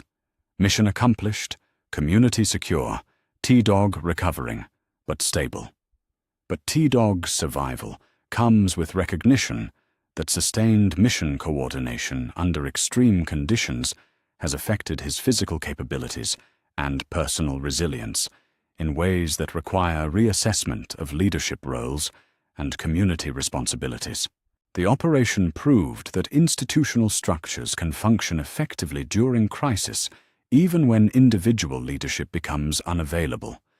T-Dog tells Carol during medical recovery that addresses both physical injuries and recognition that leadership transition represents necessity rather than choice.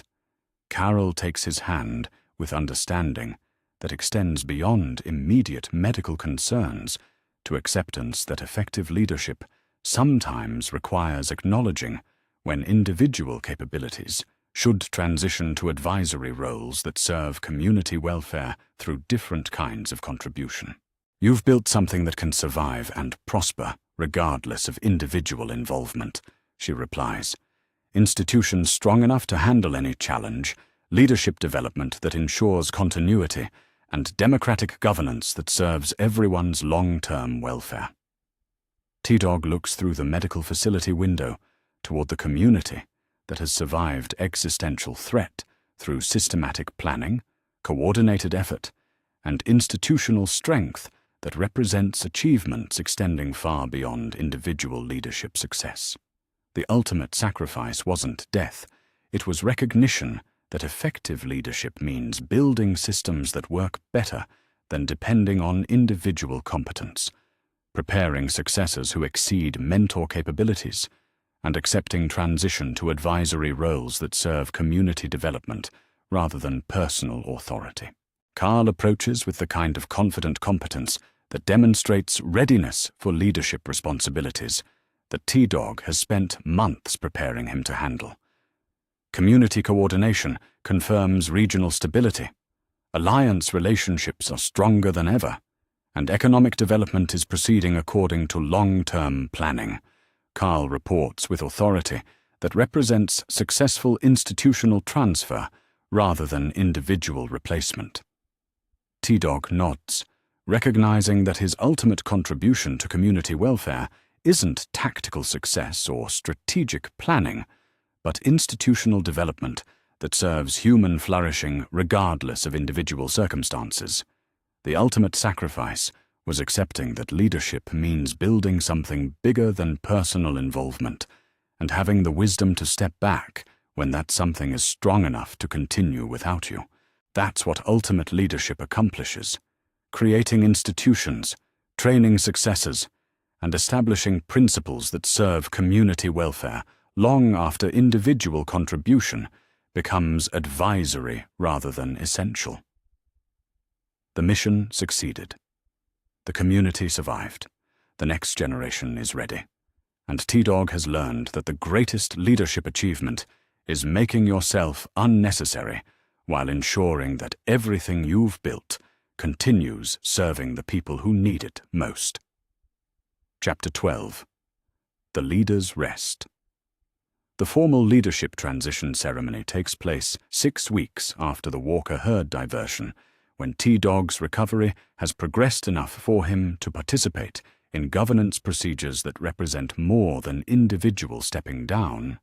They represent institutional maturation that transforms community leadership from individual authority to democratic systems that serve collective welfare regardless of personal circumstances. By democratic vote and constitutional procedure, Carl announces to the assembled community representatives, his voice carrying authority that demonstrates successful leadership development through months of systematic training and practical experience. Theodore Douglas transitions from executive authority to senior advisory position, while elected council assumes primary governance responsibility for community administration and regional coordination.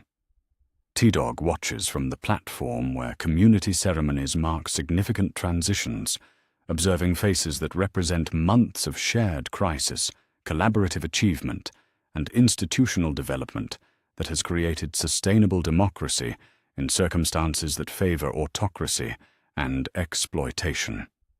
The community charter that T-Dog helped develop provides transition procedures that maintain institutional continuity while adapting to changing leadership capabilities and community needs. Not personal replacement, but systemic evolution that serves long-term community welfare through structures that transcend individual involvement. Senior advisor position maintains strategic consultation authority while establishing clear boundaries between advisory guidance and executive decision-making. T-Dog explains to the assembled community during his final address as primary leader. Democratic governance requires institutional independence that serves community decisions rather than individual preference. The applause that follows carries recognition of achievements that extend beyond tactical success or strategic planning to civilizational accomplishment.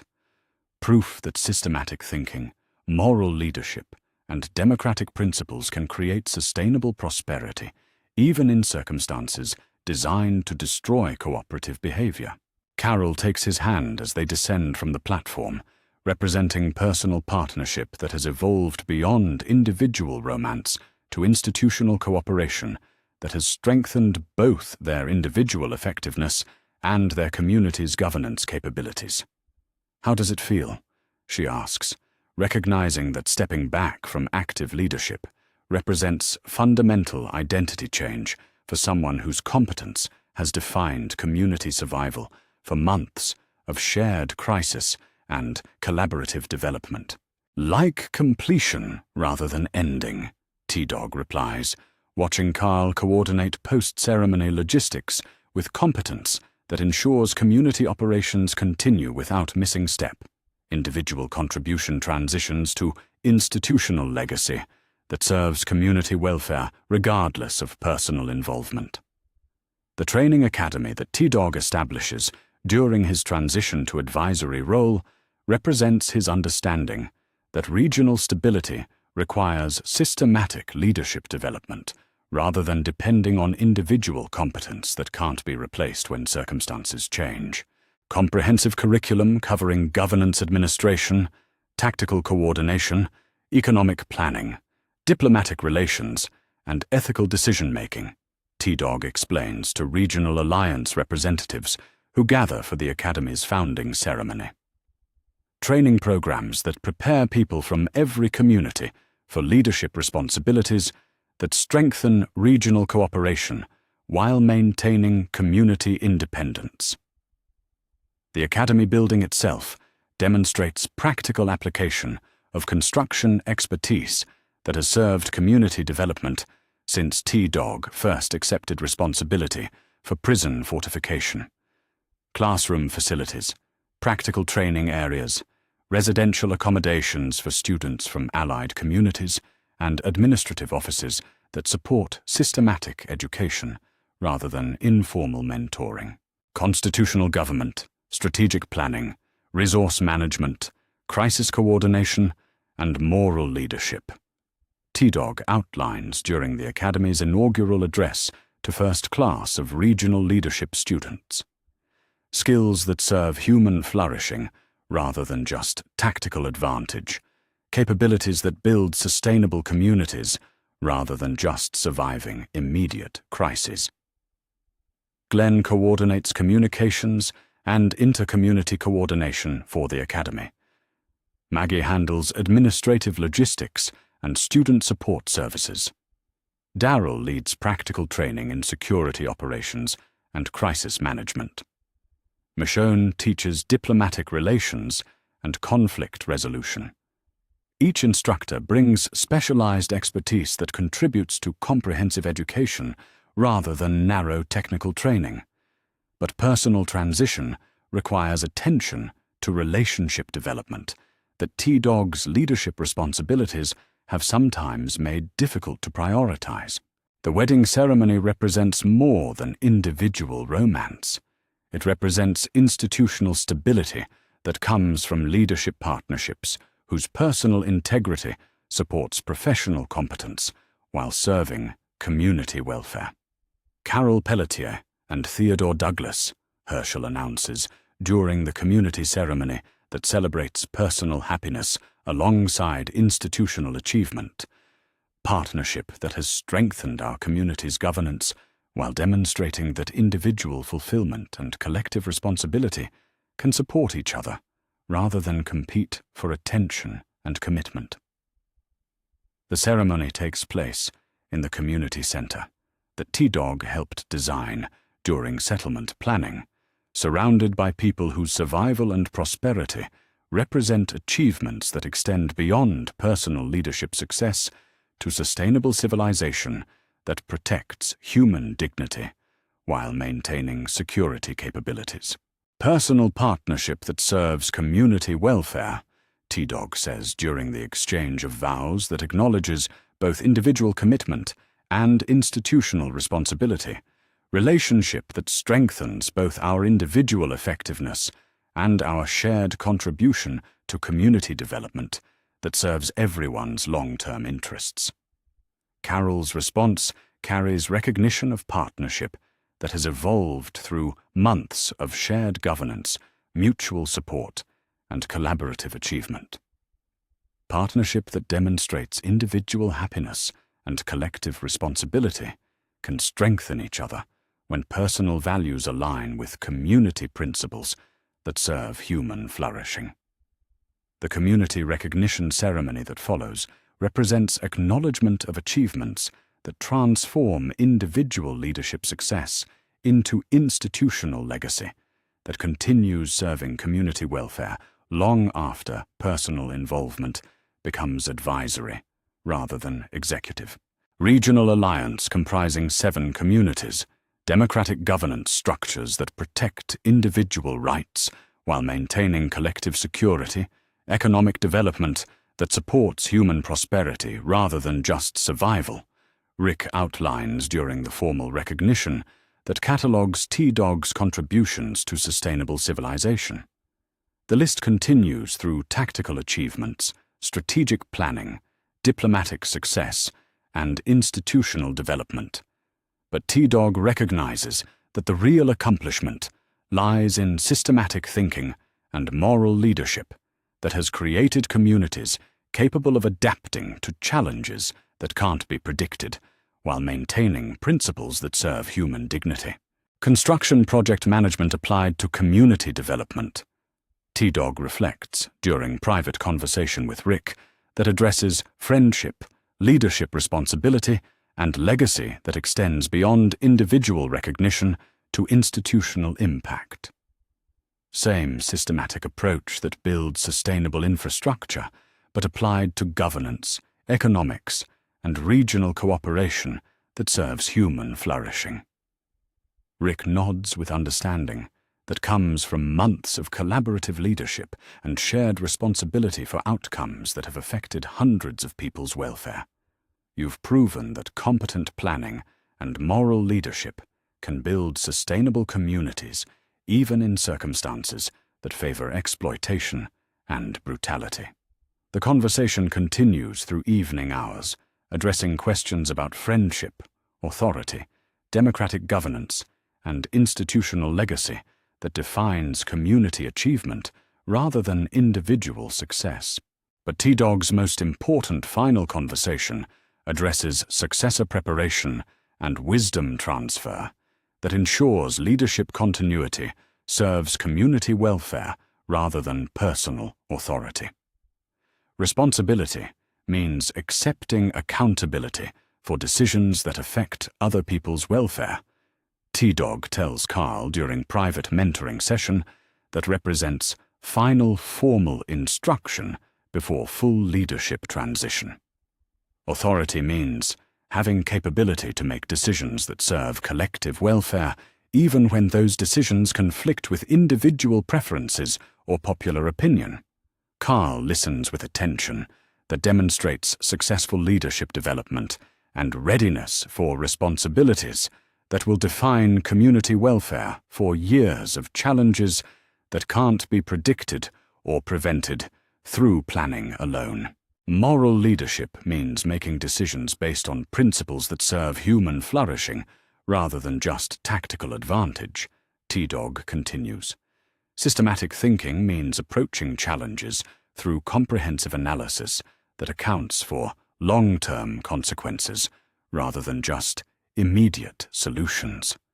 The wisdom that T-Dog shares represents everything he's learned about construction project management, military strategy, crisis leadership, governance administration, and institutional development applied to community welfare that extends beyond individual survival to sustainable prosperity that protects human dignity.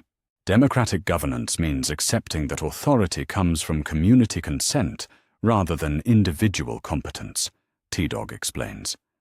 But effective leadership means earning that consent through systematic service that demonstrably improves everyone's welfare rather than just maintaining personal power.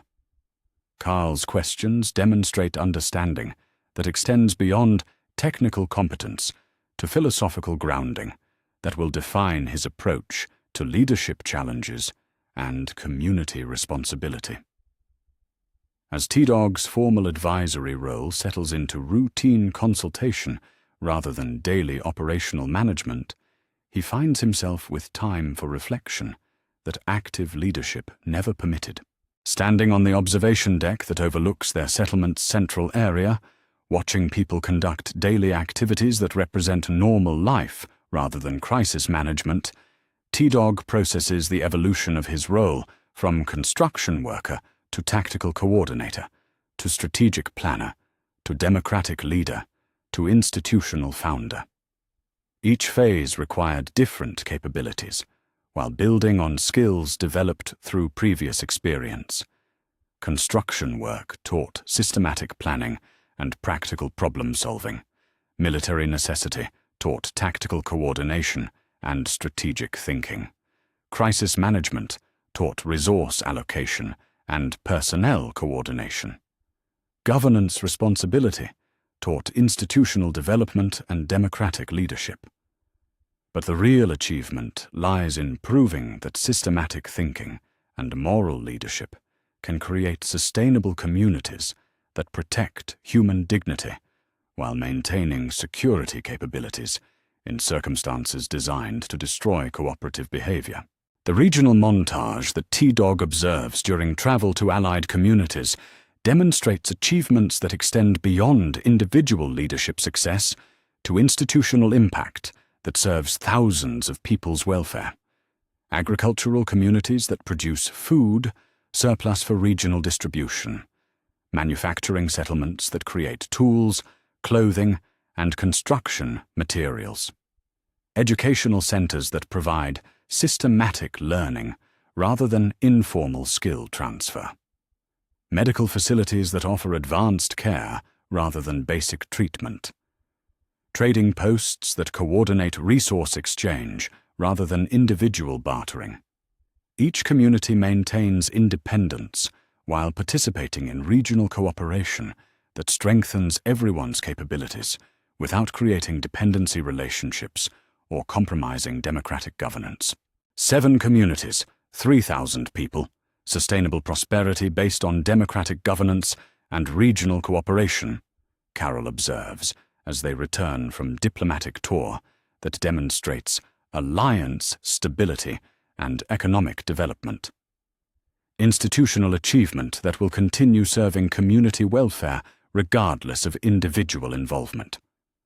T-Dog nods, recognizing that effective leadership creates achievements that transcend personal contribution to systematic impact that serves human flourishing through democratic principles, economic cooperation, and institutional development. The final scene unfolds during evening hours when daily work concludes and community members gather for social activities that represent normal life rather than crisis survival.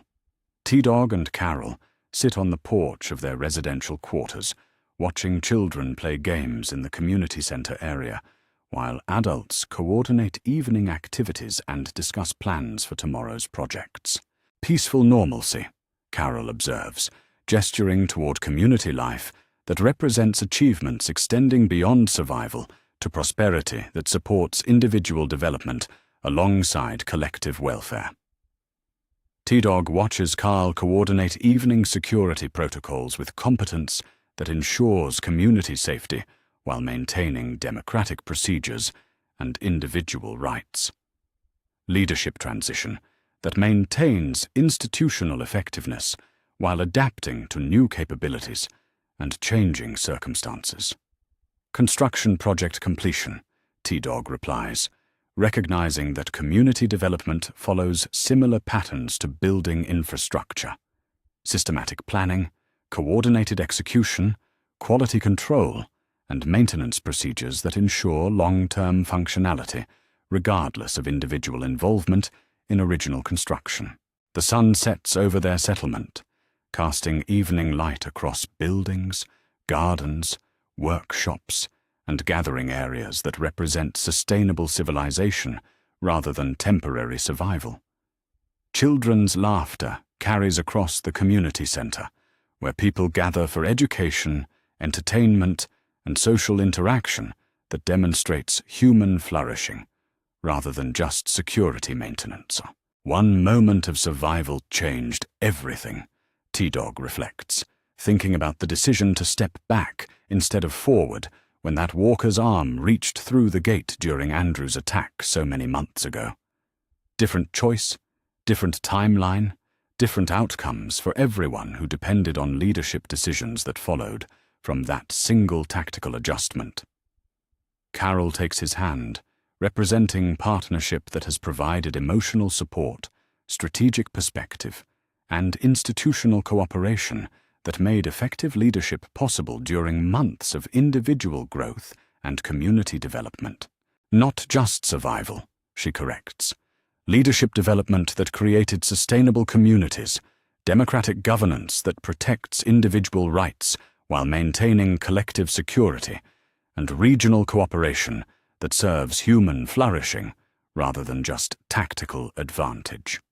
As evening settles over their community, T-Dog finds himself thinking about a legacy that extends beyond individual recognition to institutional impact that will continue serving community welfare long after personal contribution becomes memory rather than active participation.